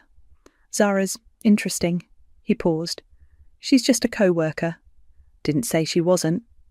He didn't respond, just climbed into bed and turned off the light. I lay there in the dark, staring at the ceiling, my mind racing. The thing about being underestimated is people stop hiding their intentions. They think you're too naive to notice, too soft to do anything about it. But I noticed, and I never forget, not even a bracelet. "Why are you taking pictures of receipts?" Jessie asked, standing in the kitchen doorway, shirt half buttoned, hair still damp from the shower. I didn't flinch. I just smiled and held up my phone. "Tax season's coming." He nodded slowly, then reached for his keys. "I've got a meeting downtown. Might be late." "You were late yesterday." "Yeah, it's that time of year." I walked over and adjusted his collar like I used to do when we were dating. "Tell Zara I said hi." He froze for half a second. "What?" "You said you were meeting with her today, right?" "No, I didn't." I stepped back. "Oh, must have misunderstood." He left without another word. The second the door clicked shut, I grabbed my other phone, the one he didn't know about, and opened the app. GPS tracking showed his car headed toward Midtown, not downtown. I took a screenshot and saved it. I'd been collecting for weeks, receipts, calendar inconsistencies, photos of him and Zara leaving the office together, a video clip from a friend who worked at the same building, Jesse with his hand on Zara's back as they walked into a hotel lobby at 11:47 p.m. I wasn't angry. I was documenting. At brunch that weekend, Amelia stirred her mimosa like it had personally offended her. "You've been quiet lately." "Just tired." She gave me a look. "You should be careful with that. Jessie doesn't like when people get suspicious." "Suspicious?" I asked, raising an eyebrow. She leaned in. "You know how this family works. We protect our own. We don't air dirty laundry." "I'm not airing anything." "Good, because dragging Jessie down with your paranoia, it's not very elegant." I smiled. "Neither is cheating." Her face hardened. "You don't have proof." I lifted my glass. "Don't need it. Not yet." She didn't respond, just picked up her phone and started texting furiously. Back home, I opened my laptop and logged into the shared financial dashboard Jessie had given me access to when we got married. It was clean. Too clean. No large withdrawals, no unusual transfers. Then I remembered something Malia once told me. If someone's hiding money, they're not doing it in plain sight. They're building walls around it. I called her. "Hey," she answered, "you sound like you're about to ask me to do something illegal." "Not illegal, just thorough." She laughed. "What are we looking for?" "Trusts, shell accounts, anything that doesn't have my name on it." "Got it. Give me a day." The next afternoon, she called back, voice clipped. "Found something." "Tell me." "He set up a trust 6 months ago. Your name's nowhere near it." I swallowed. "How much?" "High 6 figures, possibly more. He's been moving small amounts regularly. It's smart, quiet, but it's definitely a stash." "Does his family know?" "Doubt it. This looks personal." I stared out the window, watching Jessie's car pull into the driveway. "I need that in writing," I said. "Already sent it to your secure email." I hung up and walked to the kitchen just in time to see Jessie walk in. "Hey," he said, dropping his keys on the counter. "You okay?" "Fine." He kissed my cheek. "You sure? You've been acting weird." I smiled. "Just tired. You know how it is." He nodded and pulled out his phone, typing something quickly. I leaned on the counter. "So, Zara got promoted." He looked up. "What?" "She's now listed as a senior advisor. That's a big jump." He blinked. "Oh, yeah, she's good at what she does." "Did you recommend her?" He hesitated. I might have put in a word. I nodded. "Of course." He looked at me for a second longer, then walked into the living room. I followed, sat on the armrest beside him. "You know, I used to think we were a team." "We are." "No, we're not." He looked up, confused. "What's that supposed to mean?" "You've been lying, Jessie, about a lot of things." He stood up. "I don't know what you're talking about." "Then you won't mind if I ask Malia to go over our finances again?" His jaw clenched. "Why would you do that?" I stood too, facing him. "Because I'm not stupid, and I'm not scared." He stared at me, then laughed bitterly. "You're paranoid." "Maybe, but paranoid people survive." He grabbed his jacket. "I'm going out." "Of course you are." He slammed the door behind him. I sat back down, pulled out my phone and opened the folder labelled "Just in Case." Dozens of screenshots, emails, photos, transcripts, proof. I wasn't ready to use it. Not yet. But I would be. Brunch was at the country club. Of course it was. The table was set for 6, but only 5 of us were there. Me, Jessie, Sarah, Amelia and Zara. Yes, Zara. She sat next to Jessie like she belonged there, like she'd always belonged there. Not across from him. Not across from me. "Hayley," Sarah said, her voice coated in that familiar brand of poison sweet. "You look rested." "Thanks," I said. "I slept great." "I'm surprised you came," Amelia added, stirring her coffee. "We assumed you'd be busy." I made time. Jessie cleared his throat. "We should just get to it." I turned to him. "Get to what?" He glanced at his mother, then at Zara, who gave him a small supportive smile. My stomach didn't twist, my hands didn't shake. I already knew. "I've filed for divorce," Jessie said. The words landed like a dull thud. Everyone looked at me, waiting for a scene. I blinked once. "Over eggs?" Sarah set down her fork. "This protects our family. You understand, dear?" Jessie nodded. "It's just a formality." I reached into my handbag and pulled out a manila folder. "Then I assume you've reviewed the prenup?" Zara tilted her head. "What prenup?" Sarah's smile faltered. "What are you talking about?" I opened the folder and slid a set of documents across the table. "This is a copy of the agreement I signed, paragraph 14, subsection B. You should read it." Jessie picked it up, flipping through the pages like he was seeing them for the first time. Because he was. Zara leaned over his shoulder. "What is this?" Malia walked in right on cue, heels clicking against the marble floor. She wore a power suit and a look that could kill. "Sorry I'm late," she said. "Traffic." Sarah's face turned to stone. "Who is this?" "My attorney," I said, "and best friend." Malia sat next to me, pulled out her own copy of the prenup, and laid it flat on the table. "As per clause 14b, she began, "if the marriage dissolves due to infidelity on Jessie's part, Hayley is entitled to full liquidity compensation equivalent to 10 years of spousal support, plus inheritance rights equal to a direct blood heir." Silence. Zara's face drained of colour. "Wait, what?" Jessie dropped the papers. "This wasn't in the version I saw." Malia smiled. "That's because you didn't read it. Your lawyer didn't either, but it's notarized, signed, and legally binding." Sarah's voice turned sharp. "This is absurd. We'll fight it." "You're welcome to," Malia said. "But we've already filed a motion with the court. You'll lose." Amelia looked at me like I'd just set the table on fire. "You've destroyed everything. For what? Money?" I turned to her. "No, for recognition." Jessie stood, pacing. "You tricked me." "No," I said. "I protected myself." Zara pushed back her chair. "This is insane. You're just bitter." I looked at her, calm. "You left your bracelet in my purse. Remember that?" Her eyes widened. "I knew from that moment. You wanted a reaction. You got one." Sarah stood. "This isn't over." "It is," Malia said, rising beside me. "You just didn't see it coming." We left them there, sitting in their curated little world, choking on their own entitlement. Outside, the sun was blinding. Malia handed me her sunglasses. "How do you feel?" "Like I just flipped the board." She smiled. "Good. Now let's burn the rule book." Sarah's voice cracked for the first time in the 5 years I'd known her. This clause is outrageous." She stood in the centre of Jessie's office, waving the prenup like it was a piece of garbage. Her pearls rattled against her collarbone, and for once her perfect posture looked like it might collapse. Jessie sat on the edge of his desk, pale, silent. Zara was nowhere to be seen. She'd left the brunch in a flurry of fake coughs and a muttered excuse about needing air.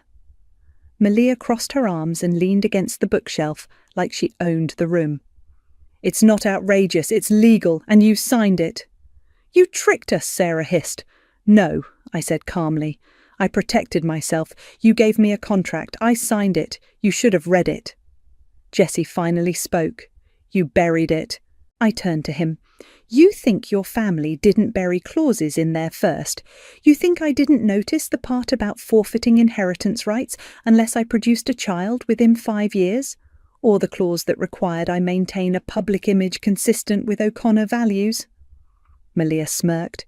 "You people love burying things. You just don't expect anyone to dig." Sarah's face flushed. "You'll never get away with this. We'll challenge it." "Go ahead," Malia said. "We've already filed with the court. Judge Harris is reviewing it now." Jessie rubbed his forehead. "This is going to ruin me." "No," I said. "Your choices ruined you. I just made sure I wouldn't go down with you." The room fell quiet. Sarah looked like she was about to lunge across the desk. Instead, she turned and stormed out, heels clicking like gunshots against the floor. Jessie looked up at me, eyes glassy. "You were waiting for this." No, I said. I was hoping I wouldn't need it. He swallowed hard. You don't have to go through with it. We can settle, quietly. Malia raised an eyebrow. You mean pay her less than she's owed so your reputation survives? He ignored her, staring at me. Hayley, please, this doesn't have to be war. I stepped closer. You filed for divorce while sitting next to the woman you cheated with. You didn't even have the decency to lie about it well. You wanted a clean break. You thought I'd walk away with nothing. He opened his mouth, but I cut him off. I walked into this family with nothing but love and good intentions. You all treated me like I was disposable. So no, Jessie, this isn't war. This is consequence. He looked down at his hands. Malia tapped her phone. We'll expect the first transfer within 30 days. If not, we'll proceed with asset seizure. You've already been served notice. As we turned to leave, Amelia appeared in the doorway. You're proud of this? She asked me. I paused. No, but I'm not ashamed either. You've destroyed our family. I tilted my head. Your family was already rotting. I just pulled back the curtain. She stepped forward, eyes sharp. You could have walked away quietly. You didn't have to humiliate us. You're right, I said, but you didn't have to humiliate me for 5 years either. She shook her head. You'll never be one of us. Good, I said. That was the point. Back in the car, Malia exhaled like she'd been holding her breath the entire time. God, that was satisfying. I didn't answer. She glanced at me. You okay? I don't know, I said. I thought I'd feel more.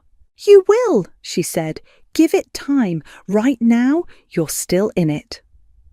We pulled up to my place. I got out, walked up the steps, and paused with my hand on the doorknob. Inside, everything was the same. The couch we picked together, the photo from our honeymoon still hanging on the wall, the vase Sarah gave us as a wedding gift, empty. I walked straight to the closet and pulled out a box I hadn't touched in years. Letters from my mum, old photos, the necklace Travis gave me the day I graduated. I sat on the floor and opened one of the envelopes. My mum's handwriting was shaky, but warm.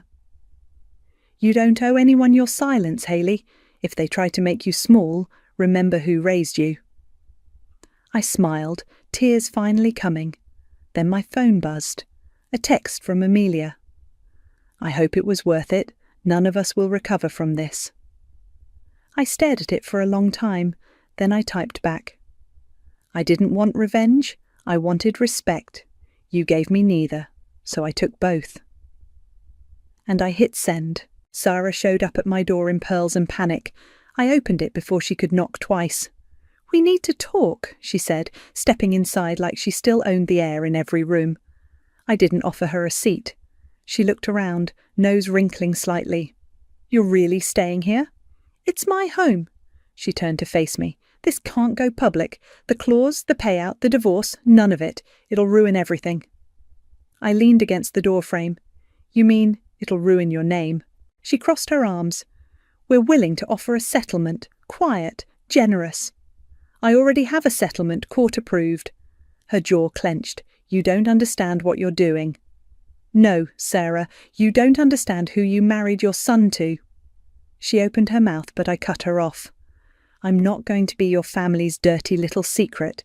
I'm not going to disappear just because you're uncomfortable. You'll regret this, she said quietly. I already regretted staying silent for 5 years. She stared at me for a long moment, then turned on her heel and left without another word. The next day, Jessie called. I'm sorry, he said, voice low. I didn't think it would get this far. You didn't think I'd fight back? He sighed. Zara's gone. She took a leave. HR's involved now. Not my problem. I'm trying to fix this. You're trying to save face. He didn't deny it. I'll do interviews, he said. Say it was mutual, that we grew apart.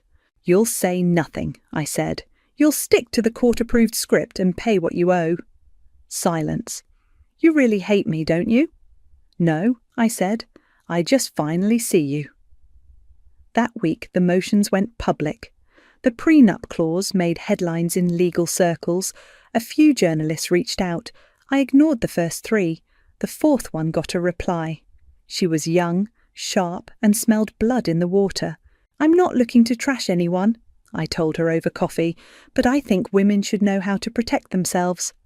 She nodded, recorder already running. "Can I ask why you stayed so long?" I smiled. Because I wanted to believe love could outlast power. I was wrong. The article dropped 2 days later. It didn't name names, but everyone knew. The O'Connors were suddenly very quiet. That night, Travis called. "I saw the piece." "Yeah?" "You sounded like Mum." I laughed. "That's a compliment." He paused. "You done now?" "What do you mean?" "You've won, Hales. Know when to walk away." I looked out the window. The O'Connors' world was unravelling. Creditors were circling. Zara's ethics complaint was under review. Jesse's company shares dropped after the board heard about the trust fund he tried to hide, and yet I didn't feel done. "I don't know," I said. "Be careful," he said. "Revenge burns clean, but it still leaves smoke." I nodded, even though he couldn't see me. The next morning, I got a call from a private number. I let it go to voicemail.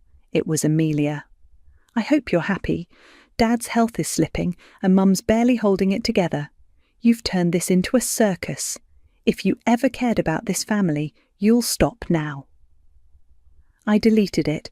Then I sent another anonymous tip to the journalist about the shell companies, the offshore accounts, the way Sarah funneled money through charities to avoid taxes. I didn't need to burn the house down. I just needed to show the matches were always in their hands. The fallout came fast after that. A quiet audit turned into a full investigation. Invitations to galas stopped arriving. Their name, once whispered with reverence, now came with side eyes and questions. I stayed silent. Until I didn't. Malia and I launched our firm that month, Quinn and Hunter Legal Trusts. We specialised in protective clauses for women entering high-value marriages. Our first client was a woman who looked a lot like me 5 years ago, nervous, in love, unsure. I handed her a pen. "You don't need to expect betrayal, just prepare for it." She signed with steady hands, and I finally exhaled. Jessie tried to sell the lake house in secret. I found out on a Tuesday. Malia called while I was slicing strawberries in my kitchen. "He's moving assets," she said. "Fast. The lake house is already in escrow." I set the knife down. That house is covered under the freeze order. Not if he claims it was a personal liquidation before the clause was enforced. He's trying to skip around the timeline. I wiped my hands on a dish towel. Then we go to court. Already filed the injunction. 3 days later, we were back in the same courtroom where the prenup had been validated. Jessie sat with a new lawyer, someone younger, slicker, desperate. He didn't look at me once. The judge flipped through the documents, glasses perched low on his nose. "You attempted to transfer this property knowing full well it was under legal review," he said to Jessie. "You're either careless or arrogant, possibly both." Jessie's lawyer stood. "Your Honour, my client was unaware." "Sit down," the judge said, not even looking up. He turned to me. "Mrs. O'Connor?" "Just Haley," I said. He nodded. "Haley, the clause stands. The property is yours as part of the settlement. Any further attempts to liquidate assets will be considered contempt." I nodded once. "Understood." Jessie finally looked at me as I walked out of the courtroom. His face was blank, but his eyes were glassy. He mouthed something. I didn't stop to read it. That weekend, the O'Connors hosted their annual gala, or tried to. I wasn't invited, obviously, but I knew the time, the place, the dress code. I also knew the creditors had been waiting for the right moment to strike. I didn't go to watch the wreckage. I didn't need to. Instead, I sat with Malia in our new office, sipping wine while our phones buzzed with updates. "Creditors served them mid-toast," she said, scrolling. Sarah almost fainted. I raised my glass. "Cheers." Zara's name popped up next on my screen, a forwarded article from a business blog. Senior Advisor Zara Hill, under investigation for workplace misconduct. Malia clicked it open. Looks like someone found the HR complaints. "She'll land on her feet," I said. "People like her always do, but not in this town." The next day, I announced our firm's official launch on social media. The post was simple. Quinn and Hunter Legal Trusts, built by women, for women, because protection isn't paranoia, it's power. It went viral within hours. I didn't check the comments, I didn't need validation, but I did get a message from Amelia. I hope it was worth it. None of us will recover from this. I stared at the screen for a while.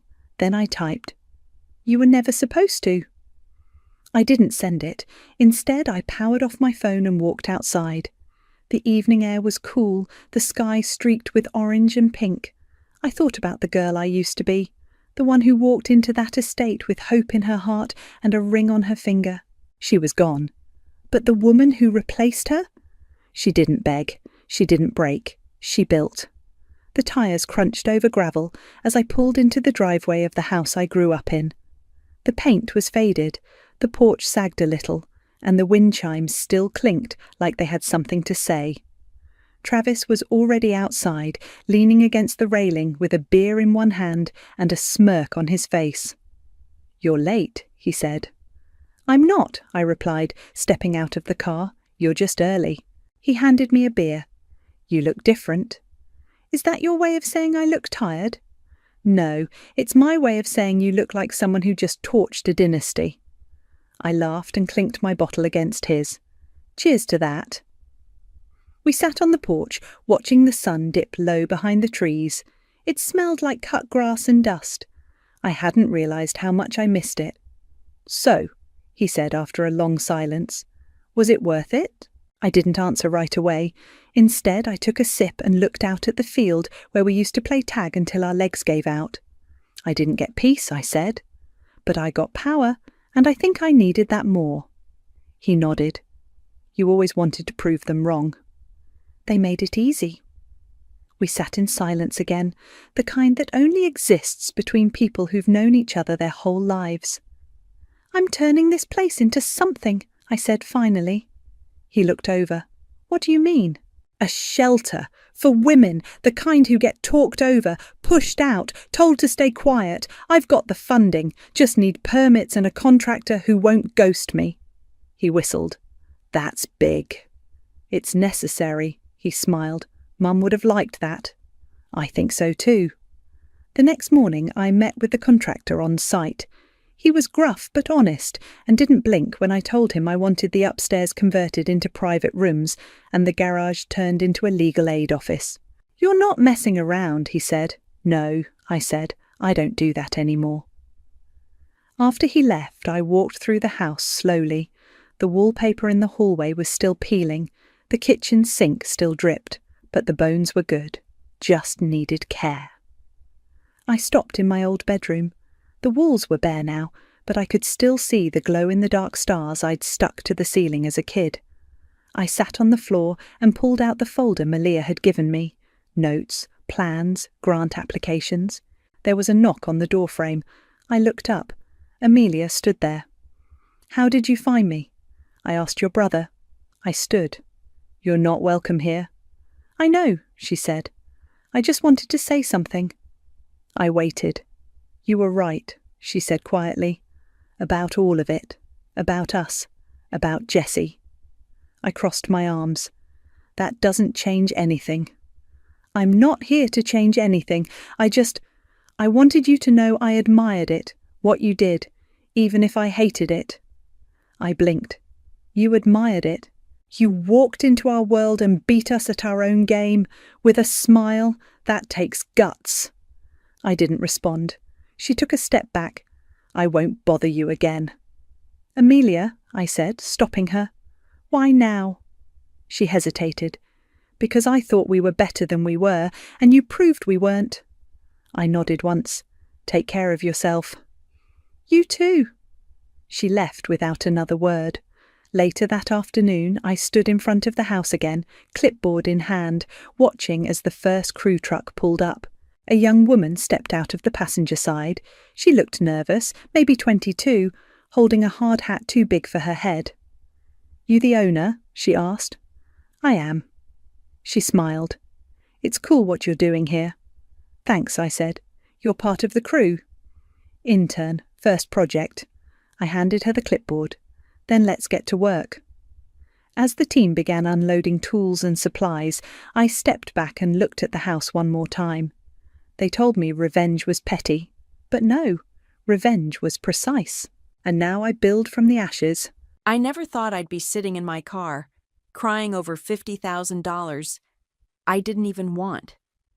The autumn rain pelted my windshield, matching the tears streaming down my face as I stared at the wrought iron gates of my parents' estate. Inside that mansion, my family was probably laughing about how pathetic their failure of a daughter had become. My name is Lara, and I just got denied help from my own family's emergency fund, money that was supposedly set aside for any Holmes family member in crisis. The irony?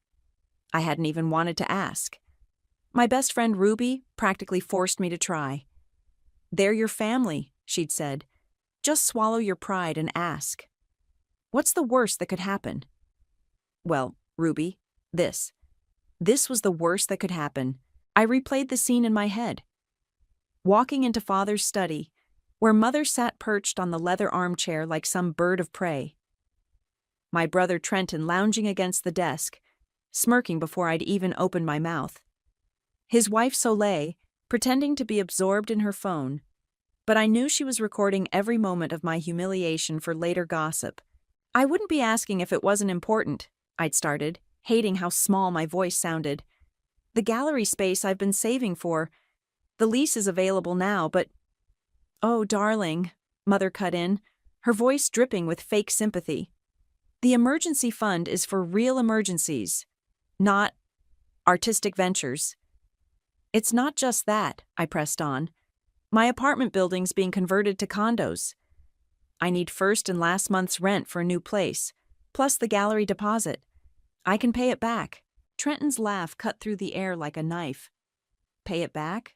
With what? Your finger paintings?" "They're mixed media installations," I corrected automatically, but I knew it was pointless. "Lara," Father finally spoke, not even looking up from his newspaper. "Failures don't get lifelines. Perhaps it's time to consider a real career." The words hit like physical blows. I'd been preparing for rejection, but the casual cruelty still stunned me. 6-year-old Sawyer, Trenton's son, chose that moment to run in, clutching a drawing he'd made. The contrast was stark. Soleil immediately cooed over his creative expression while my own sat dismissed. "I have a real career," I managed to say. "I just need—" "What you need," Mother interrupted, "is to grow up. Trenton was managing hedge funds at your age.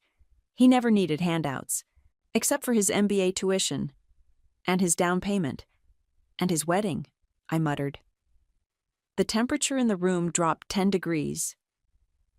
"I think we're done here," Mother said icily. "Douglas, darling, wasn't there something about Trenton's promotion you wanted to discuss?" I stood there for a moment, invisible. That's when I remembered the envelope in my bag. The one Grandnora had given me before she died 3 months ago, making me promise not to open it until I truly needed it. "When they show you who they really are," she'd whispered, her eyes sharp despite her weakness. Walking out, Sawyer tugged at my sleeve. "Aunt Lara, why are you crying?" "I'm not, buddy. Just the rain." I forced a smile, ruffling his hair. "Mother," Soleil called sharply. "Come here." I watched him trudge back, another artist in the making who'd probably have his wings clipped too. Now, sitting in my car, I pulled out Gran's envelope. It was thick, legal-sized, sealed with wax like something from another era. That was Gran. Always dramatic, always precise. My hands shook as I broke the seal. The first page was a letter in her familiar, spidery handwriting. "My dearest Lara, if you're reading this, they've finally shown their true colors. I've watched them diminish you for years, waiting for them to change. They won't. But you, my clever girl, you see the world differently. That's not weakness. It's your strength. And now it's time for you to show them exactly how strong you are. The documents enclosed will explain everything. Call Theodore Young. His card is attached. He's been my attorney for 30 years, and now he's yours. Remember, revenge is a dish best served with paperwork. All my love and all my power, Gran. I flipped through the pages, my eyes widening at the signatures, the clauses, the implications. My tears dried as understanding dawned. Oh, Gran, you magnificent, devious woman. I started my car, pulling out my phone to call the number on Theodore's card. The rain had stopped, and for the first time in years, I felt the sun breaking through. They wanted to talk about real power? Fine. Let's talk. Theodore's office wasn't what I expected. No mahogany desk or pretentious law books. Instead, it was modern, minimalist, with floor-to-ceiling windows overlooking the city. The man himself matched his space, crisp, direct, with eyes that missed nothing. Right on time, he said, rising to shake my hand. Your grandmother always said you were the punctual one. Gran talked about me. Nora talked about you constantly. He gestured to a chair. Coffee? Please. While he poured from a sleek machine that probably cost more than my car, I pulled out Gran's documents. I'm still trying to understand all this. Let me simplify it. He sat across from me, sliding over a steaming cup. Your grandmother was worth approximately $280 million. I choked on my coffee. What? The family fortune everyone attributes to your parents? It's actually Nora's. She let them believe they were in control, but she held the puppet strings. And now, he tapped the papers, those strings are yours. But how? Mother always said Gran was just living off her inheritance from Grandpa. Theodore's laugh was sharp. Nora built an empire while your grandfather played golf. She just let him take the credit. Sound familiar? It did. Too familiar. He pulled out a tablet, swiping through documents. The Holmes Family Trust, the emergency fund, the corporate holdings, including the firm where your brother works, it all flows from Nora's separate estate. She made you sole trustee. Trenton's promotion. I remembered Mother's words from yesterday. Requires trustee approval. That's you. My head spun. They'll fight this. They'll try. Theodore's smile was wolfish. And they'll lose. Nora spent years making this ironclad. Here's something interesting. That emergency fund they denied you? You technically own it. I sat back, letting that sink in. Show me everything. For the next hour, Theodore walked me through my newfound empire. Property holdings, investment portfolios, corporate structures. With each revelation, I felt Gran's presence stronger, like she was watching with that knowing smirk of hers. There's more, Theodore said, pulling out an old photograph. Nora left this for you. The photo showed Gran in her 30s, standing proudly in front of a gallery. Her gallery, I realized with a start. She was an artist too, Theodore explained. Her family reacted much like yours. So she built her own success, her own way. Sound familiar? My throat tightened. Why didn't she tell me? She wanted you to find your own path. But she left you tools. He handed me a leather-bound journal. Her words, her wisdom, her secrets. She thought you'd need them. I opened it randomly. They think money is power. Real power is knowing when to use it and when to reveal you had it all along. One more thing. Theodore pulled out a final folder. The emergency fund's complete transaction history. Particularly interesting are the withdrawals Trenton made last year. My eyes widened as I scanned the numbers. These are massive and unauthorized? Very. He's been playing fast and loose, assuming no one was watching. Your parents, too. They've treated it like a personal piggy bank. How public can we go with this? Theodore's smile widened. As public as you want. But might I suggest something more strategic? I leaned forward. I'm listening. Family dinner. Neutral ground. Let them think they're in control one last time. Then, he gestured to the document spread between us. The complete reveal. I felt a smile spreading across my face. Gran would approve. She would. She also left instructions about the gallery space you wanted. My heart skipped. The lease? Already purchased. In your name. Nora arranged it months ago. Tears pricked my eyes, but these weren't like yesterday's. She thought of everything. Almost. Theodore handed me one final envelope. This is your first official act as trustee. Formal notice of a full trust audit. All beneficiaries must submit complete financial records within 30 days. I pictured Trenton's face when this landed on his desk.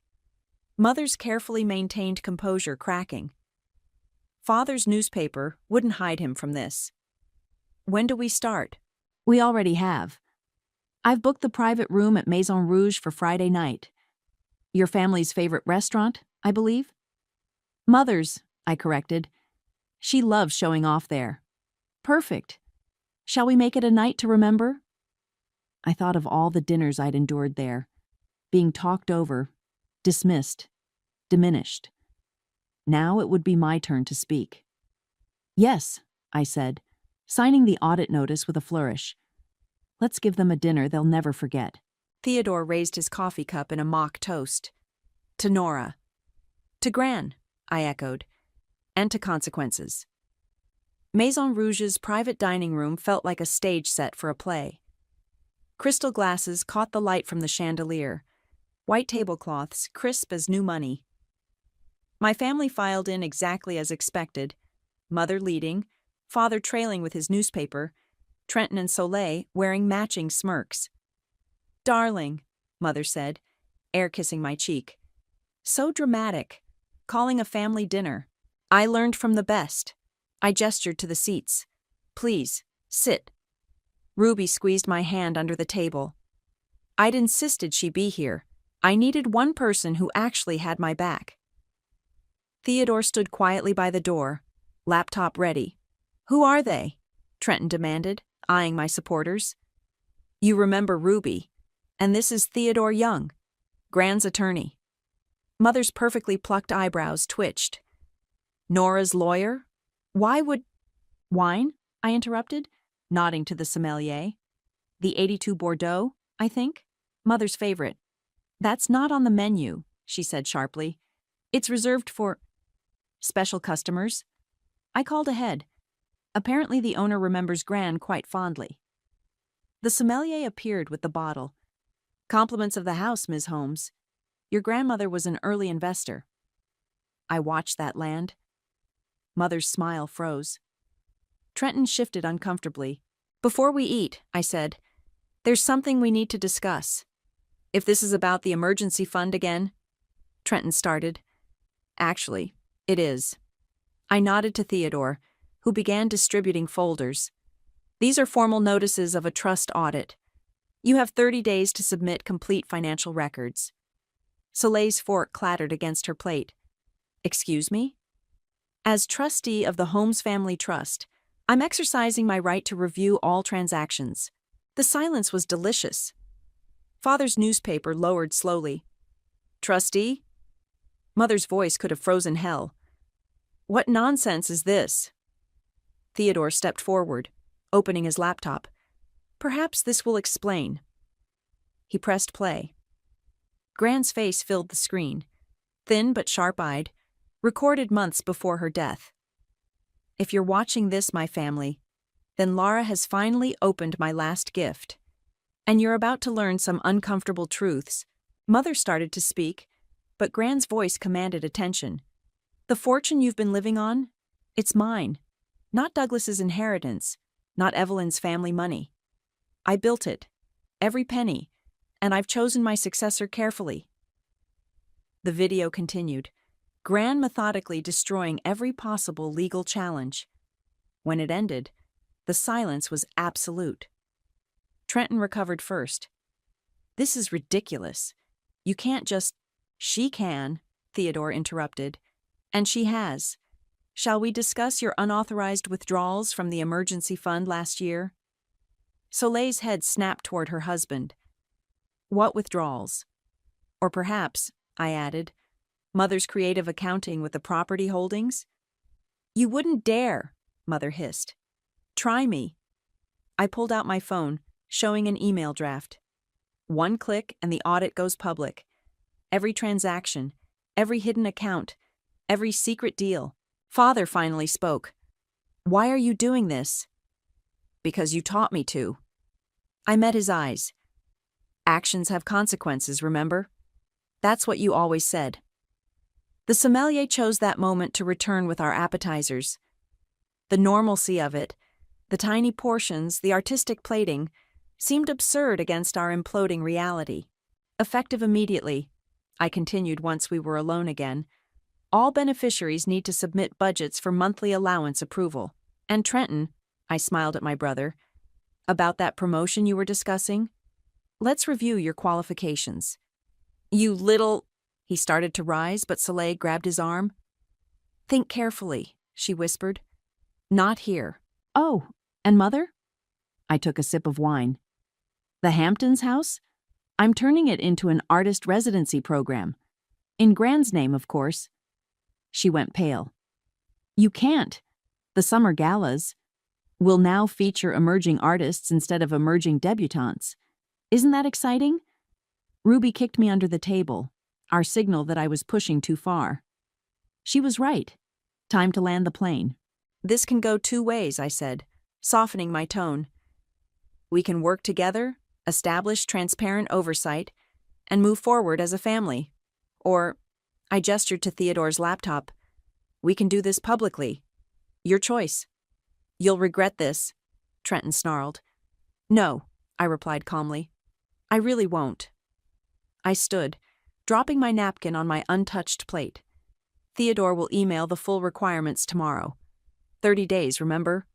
Oh, and the bill's taken care of. Grand's standing account.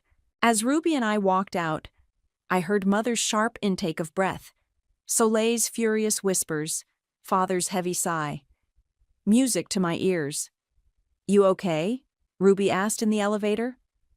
I thought about Grand's journal entry. The first strike must be decisive. Leave no room for doubt. I'm perfect, I replied, stepping into the night air. Absolutely perfect. The knock on my studio door came at exactly 2 p.m.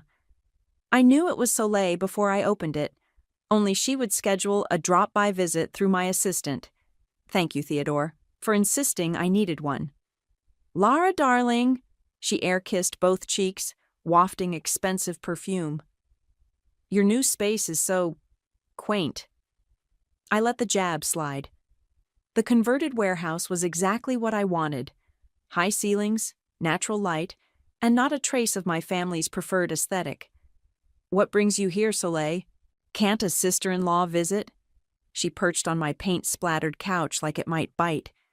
Especially after such an interesting dinner. Interesting is one word for it. Trenton's been impossible since then. She examined her manicure. The board meeting about his promotion is next week. I know. I called it. That got her attention. Listen, Lara. We both know this little power play is just that. Play. You're not actually going to interfere with Trenton's career. No? I pulled up documents on my tablet. These offshore transfers he authorized last year. They're fascinating reading. Soleil's perfectly composed face flickered. Those were approved. By whom? Because as trustee, I never saw them. I swiped to another page. And these shell companies he created? Very creative names. Almost like he was hiding something. Be careful, she said softly. You're making powerful enemies. I'm counting on it. I met her gaze. How's Sawyer? The name drop wasn't subtle, but it worked. Soleil's mask cracked slightly. He misses you, she admitted. Keeps asking when Aunt Lara will visit. Bring him by sometime. I'm setting up a children's art corner. That's not... Her phone buzzed.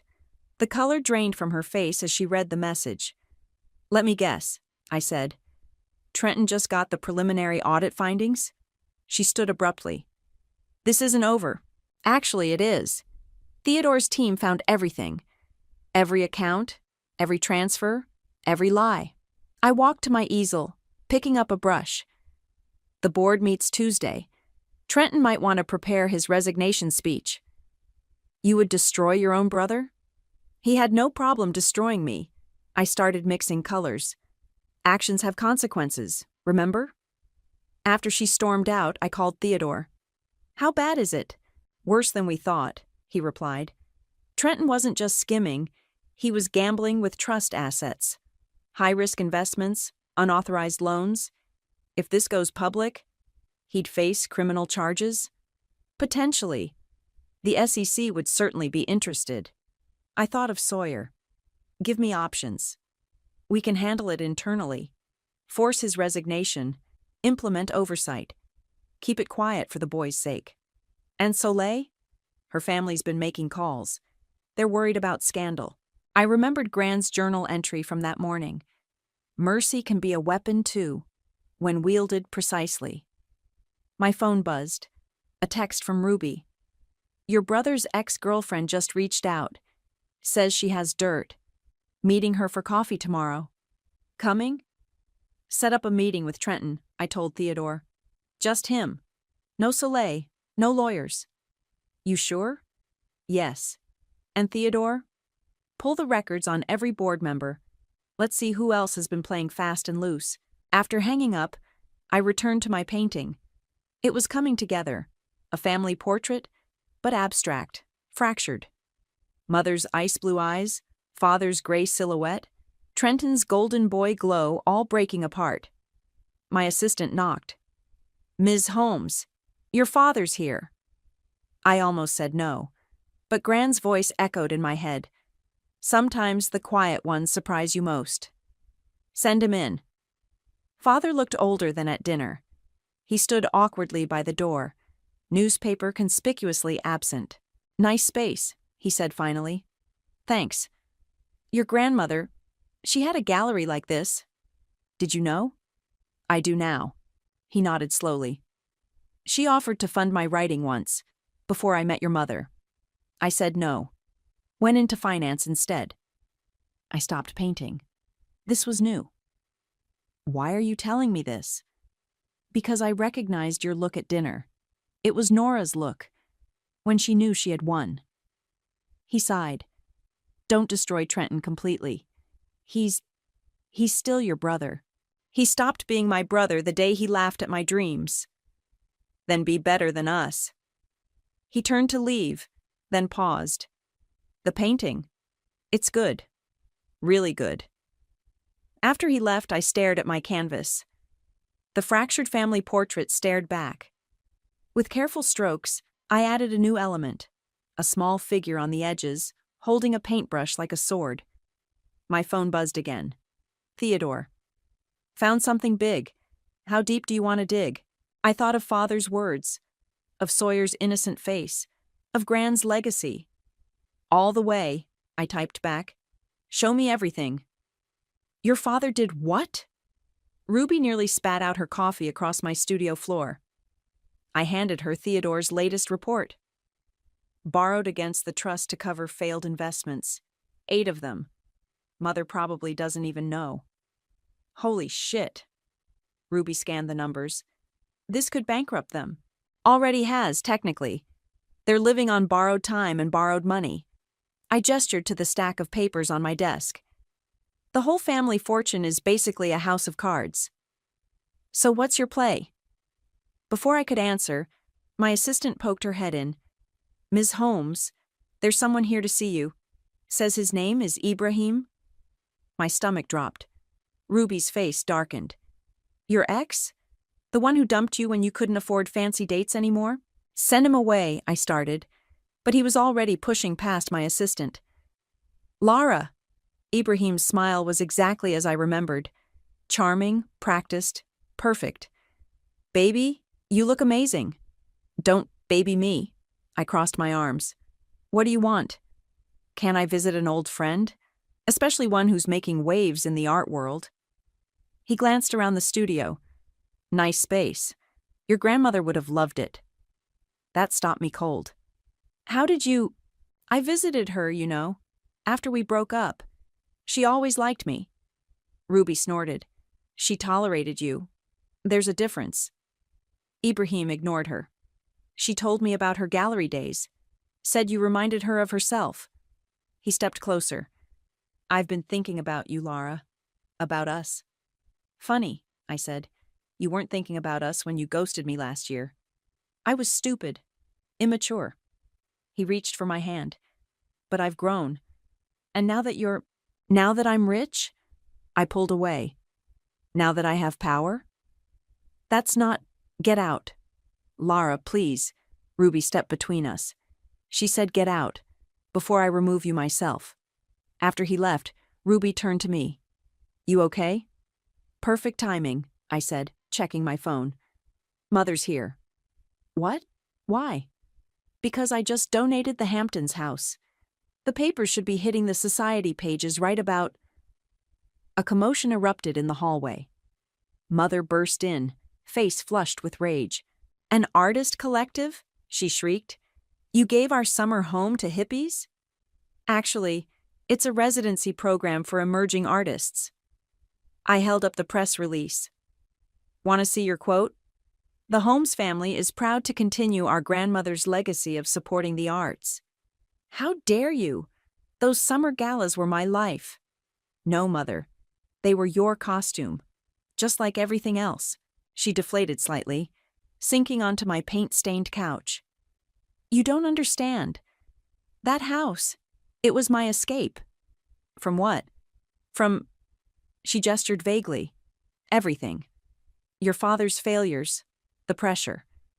Do you know what it's like, maintaining our position? Our position? I laughed. Mother, there is no position. It's all smoke and mirrors. Grand's money propped up your lifestyle while father gambled away his inheritance. She went very still. What are you talking about? I handed her the reports. Watched her face change as she read. This can't be true. Every word. Want to know the best part? Gran knew. She knew everything. That's why she chose me. She chose you to punish us.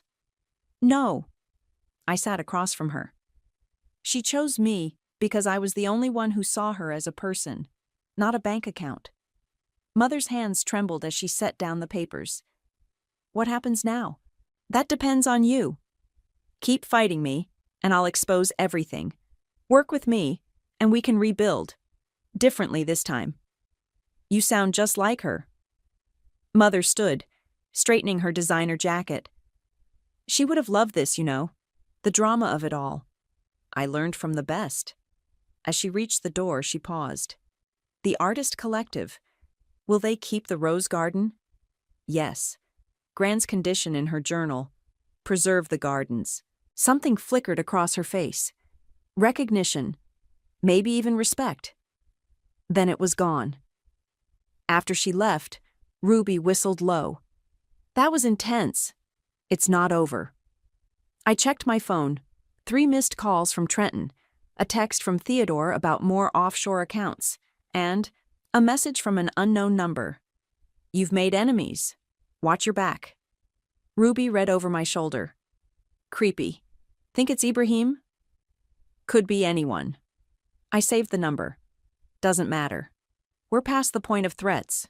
What's next? I pulled up the trust documents on my laptop. Trenton's hearing. Time to decide. Do I burn it all down or? I thought of Sawyer's innocent face, of father's confession, of mother's trembling hands. Or we build something new from the ashes. My phone buzzed again. Theodore. Found something in your grandmother's old files. You need to see this immediately. The game wasn't over. It was just beginning. They tried to put her in a home? I stared at the documents Theodore had spread across his desk. When? 5 years ago. He pointed to the paperwork. Your parents filed for conservatorship. Claimed she was mentally unfit to manage her assets. The documents told an ugly story. Medical evaluations scheduled without Gran's knowledge. Legal papers drawn up in secret. A plan to transfer everything to my parents' control. What stopped them? You did. Theodore smiled. Remember that summer you stayed with her? When you were recovering from your gallery rejection? I nodded. Those 3 months had saved me. Gran's quiet support, her stories, her unwavering faith in my art. You were her witness, her proof of competency. They couldn't move forward with you there, documenting everything in your sketchbooks. My phone buzzed. Another tabloid alert. Soleil had been busy, painting me as an ungrateful granddaughter, destroying the family legacy. The comments were vicious. The hearing's tomorrow, Theodore reminded me. Trenton's lawyers will use this publicity against you. Let them try. I pulled out Gran's journal, opening to her final entry. They'll call you cruel, ungrateful. Remember, truth is the best weapon. A commotion outside interrupted us. Ruby burst in, dragging a struggling Abraham. Look what I caught trying to break into your studio. She shoved him into a chair. Tell her. Ibrahim's perfect hair was messed up, his designer shirt wrinkled. Lara, baby, I can explain. He was photographing your financial documents, Ruby spat. Guess who's paying him? Trenton, I asked, though I already knew. Ibrahim's silence was answer enough. Get him out of here. I turned to Theodore. Add attempted corporate espionage to tomorrow's evidence list. As Ruby escorted Ibrahim out, my phone rang. Soleil's number. Calling to confess, I answered. Lara, please. Her voice was different, scared. It's Sawyer. He's missing. My heart stopped. What? He was at school then. We can't find him. The police are searching, but have you checked the art museum? I was already grabbing my keys. The one near his school? Silence. Then, how did you know? Because he told me it's his safe place. When things get loud at home. I headed for my car. I'm on my way. I found him exactly where I expected, in the modern art wing, sitting cross-legged in front of a massive abstract painting. Hey, buddy. Hi, Aunt Lara. He didn't look up. Are Mom and Dad fighting again? Everyone's worried about you. I sat beside him. Want to tell me what happened? Dad was yelling. About you. About money. His small face scrunched up. He said you're ruining everything. But you're not bad. You're like this painting. Everyone sees something different, but that doesn't make it wrong. Out of the mouths of babes. Your parents are on their way, I said gently. But can I show you something first? I pulled out my phone, showing him photos of the children's art space I was creating in my studio. His eyes lit up. Can I come? Anytime. As long as your parents say it's okay. They won't. He looked down. They say art is a waste of time. You know who else they said that to? Gran. Really? Really. And look what she built. I squeezed his hand. Sometimes the people who say you can't are the ones most afraid that you can. Footsteps echoed through the gallery. Soleil appeared, Trenton right behind her. Sawyer! She rushed forward, pulling him into a fierce hug. Trenton glared at me. Stay away from my son. Dad, no! Sawyer struggled free. Aunt Lara understands. Like Gran did. Something flickered in Trenton's eyes. Recognition, maybe even fear. The hearing's tomorrow, I said quietly. Think carefully about what matters most. Back in my car, I called Theodore. Send me everything we have on Trenton's deals. All of it. Going nuclear? I thought of Sawyer's face when he talked about art, of Gran, fighting to maintain control of her life, of all the dreams my family had tried to crush. No, I replied. Going honest. It's time everyone saw the truth. My phone buzzed with another message from the unknown number. Last chance to back down. I smiled, thinking of Gran's words. They mistake kindness for weakness, mercy for surrender. Show them how wrong they are. Theodore, I said, prep the video evidence. Tomorrow, we end this. All of it? All of it. No more shadows. No more lies. It was time to step into the light and bring everything with me.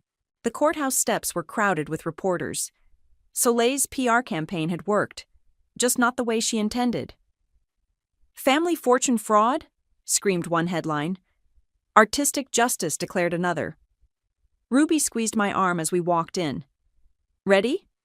Born ready. Inside, my family had already assembled. Mother, perfect posture, betraying nothing.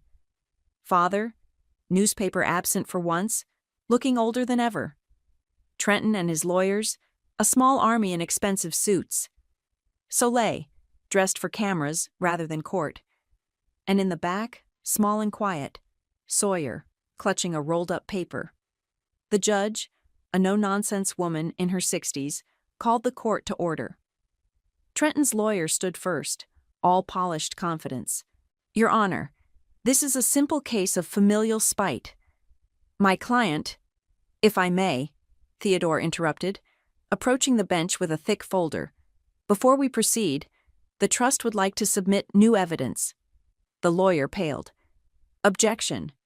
No new evidence was filed last night," Theodore finished smoothly. "All parties were notified." I watched Trenton's face as the judge reviewed the documents. The exact moment he realized what they were. The color drained from his face. "These offshore accounts," the judge said slowly. "Mr. Holmes, care to explain?" Trenton stood, straightening his tie. "Those transactions were authorized." "By whom?" I asked, standing. "Not by Gran, not by me. Should we discuss where the money went?" His lawyer whispered urgently in his ear, but Trenton waved him off. "This is ridiculous. I built that company." "No," I cut in. "Gran built it. You just took credit, like you always do." Theodore projected documents onto the courtroom screen. Bank transfers, shell companies, failed investments covered up with trust money. "Your Honor," Theodore said, "we have evidence of systematic fraud spanning 5 years. Additionally—" "Enough!" Trenton slammed his hand on the table. "You want to play hardball, little sister? Let's talk about your art scam, your galleries that never make money." I smiled. "Funny you should mention that." Theodore changed the projection. My gallery's financials appeared, all above board, all legitimate. "Unlike some people," I said clearly, "I believe in honest work." The judge leafed through more documents. "These attempted conservatorship papers." Mother flinched. Father looked away. "Are relevant," Theodore confirmed, "as they establish a pattern of attempted financial control through questionable means." "Your Honor," Trenton's lawyer tried again, Your client committed fraud," the judge stated flatly. "The only question is whether this stays civil or becomes criminal." The room went silent. Soleil grabbed Trenton's arm, whispering frantically. "The trust," I said, standing, "is willing to handle this internally, under certain conditions." The judge raised an eyebrow. "Proceed.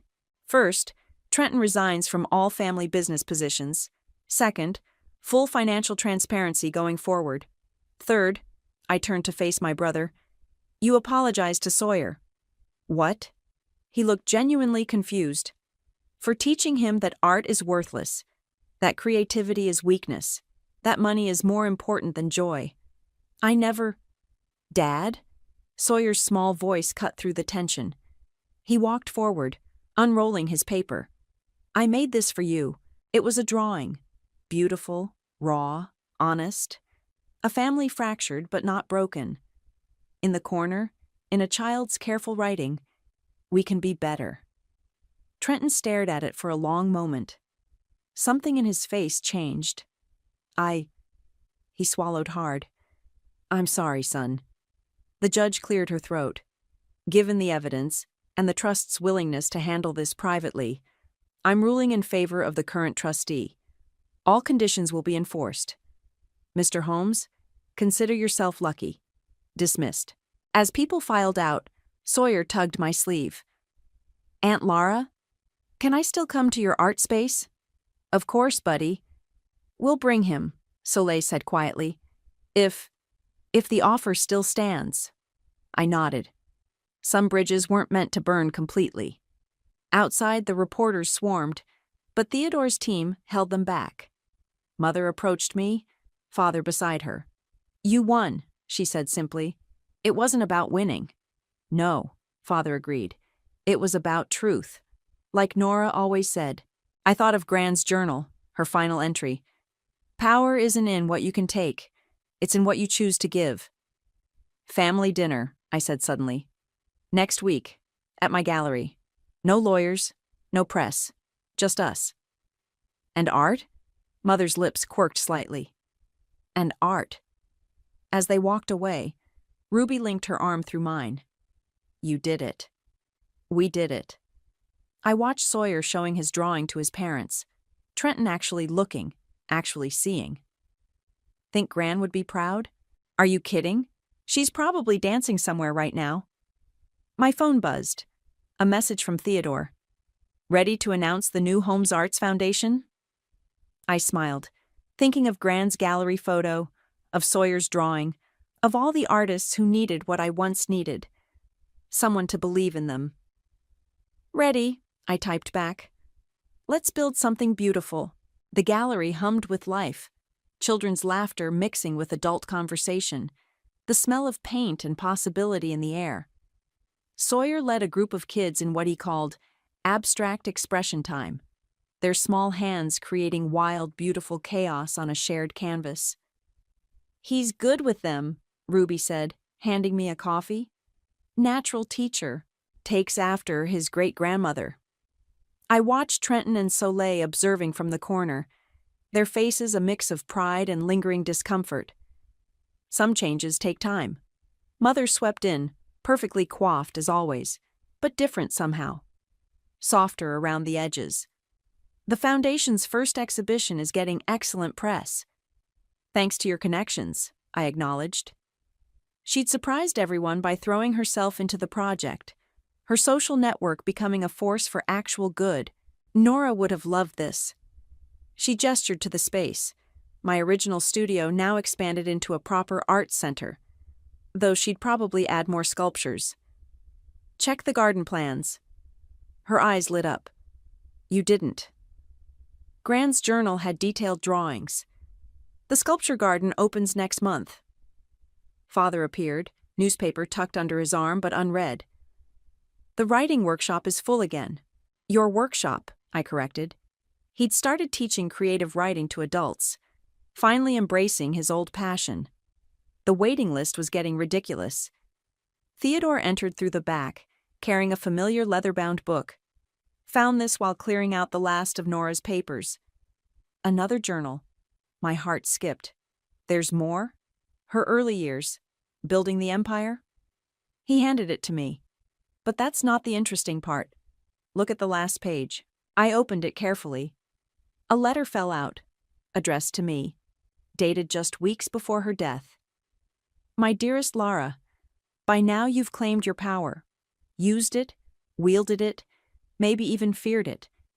But power isn't the legacy I wanted to leave you. The truth is, I was angry when I made you trustee. Angry at what they'd done to you, to your spirit. I wanted revenge, but you're better than that. You've proven it by what you're building now. The foundation, the art center, the families you're helping, that's the real power. Not the money, not the control, the ability to create change. There's one last thing you need to do. Write your own will. Choose your own successor. Make it someone who sees beauty in broken things, strength in soft hearts. Someone like you. All my love. Gran. P.S. Check behind the loose brick in the garden wall. I left something for your next great adventure. I looked up at Theodore. The garden wall? He smiled, producing a small box. Already retrieved. Inside was a key and a deed to a rundown theater downtown. A note attached read, "For your next masterpiece, dream bigger." She never stopped planning, did she? Ruby laughed. Never. I pocketed the key. Think it's haunted? Definitely haunted, Sawyer chimed in, paint splattered and grinning. Can I help restore it? Ask your parents. Trenton stepped forward. We'll all help, if you want. The offer hung in the air, an olive branch, a new beginning. I'd like that, I said softly. Mother touched the journal. Will you share her stories? Some, others stay private. I thought of Gran's words about truth and power. But I'll tell you about her first gallery, how she built it, who she helped. I'd like that too, Father said. The children's laughter echoed through the space again. Sawyer had returned to his class, teaching them about mixing colors. Through the windows, I could see the garden taking shape, new life growing in old soil. My phone buzzed. A message from the contractor about the theater. Place has good bones. When do we start? I looked around the gallery, at my family, broken but healing. At the art, messy but honest. At the future, uncertain but bright. Tomorrow, I typed back. We start tomorrow. Ruby nudged me. What are you thinking? I touched Gran's journal, feeling the weight of her legacy, not in money or power, but in truth and possibility. I'm thinking about wills, I said, about choosing successors. And I watched Sawyer teaching, his small hands guiding even smaller ones, watched him find joy in helping others create. I'm thinking some choices are easier than others. The gallery filled with evening light, painting everything in soft gold. Mother arranged flowers in the corner. Father jotted notes for his next workshop.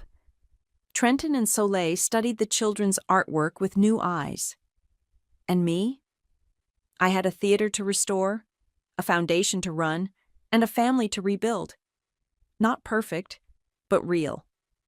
Not whole, but healing. I used to beg for a seat at their table. Now I build stages for others to shine. Gran would definitely approve.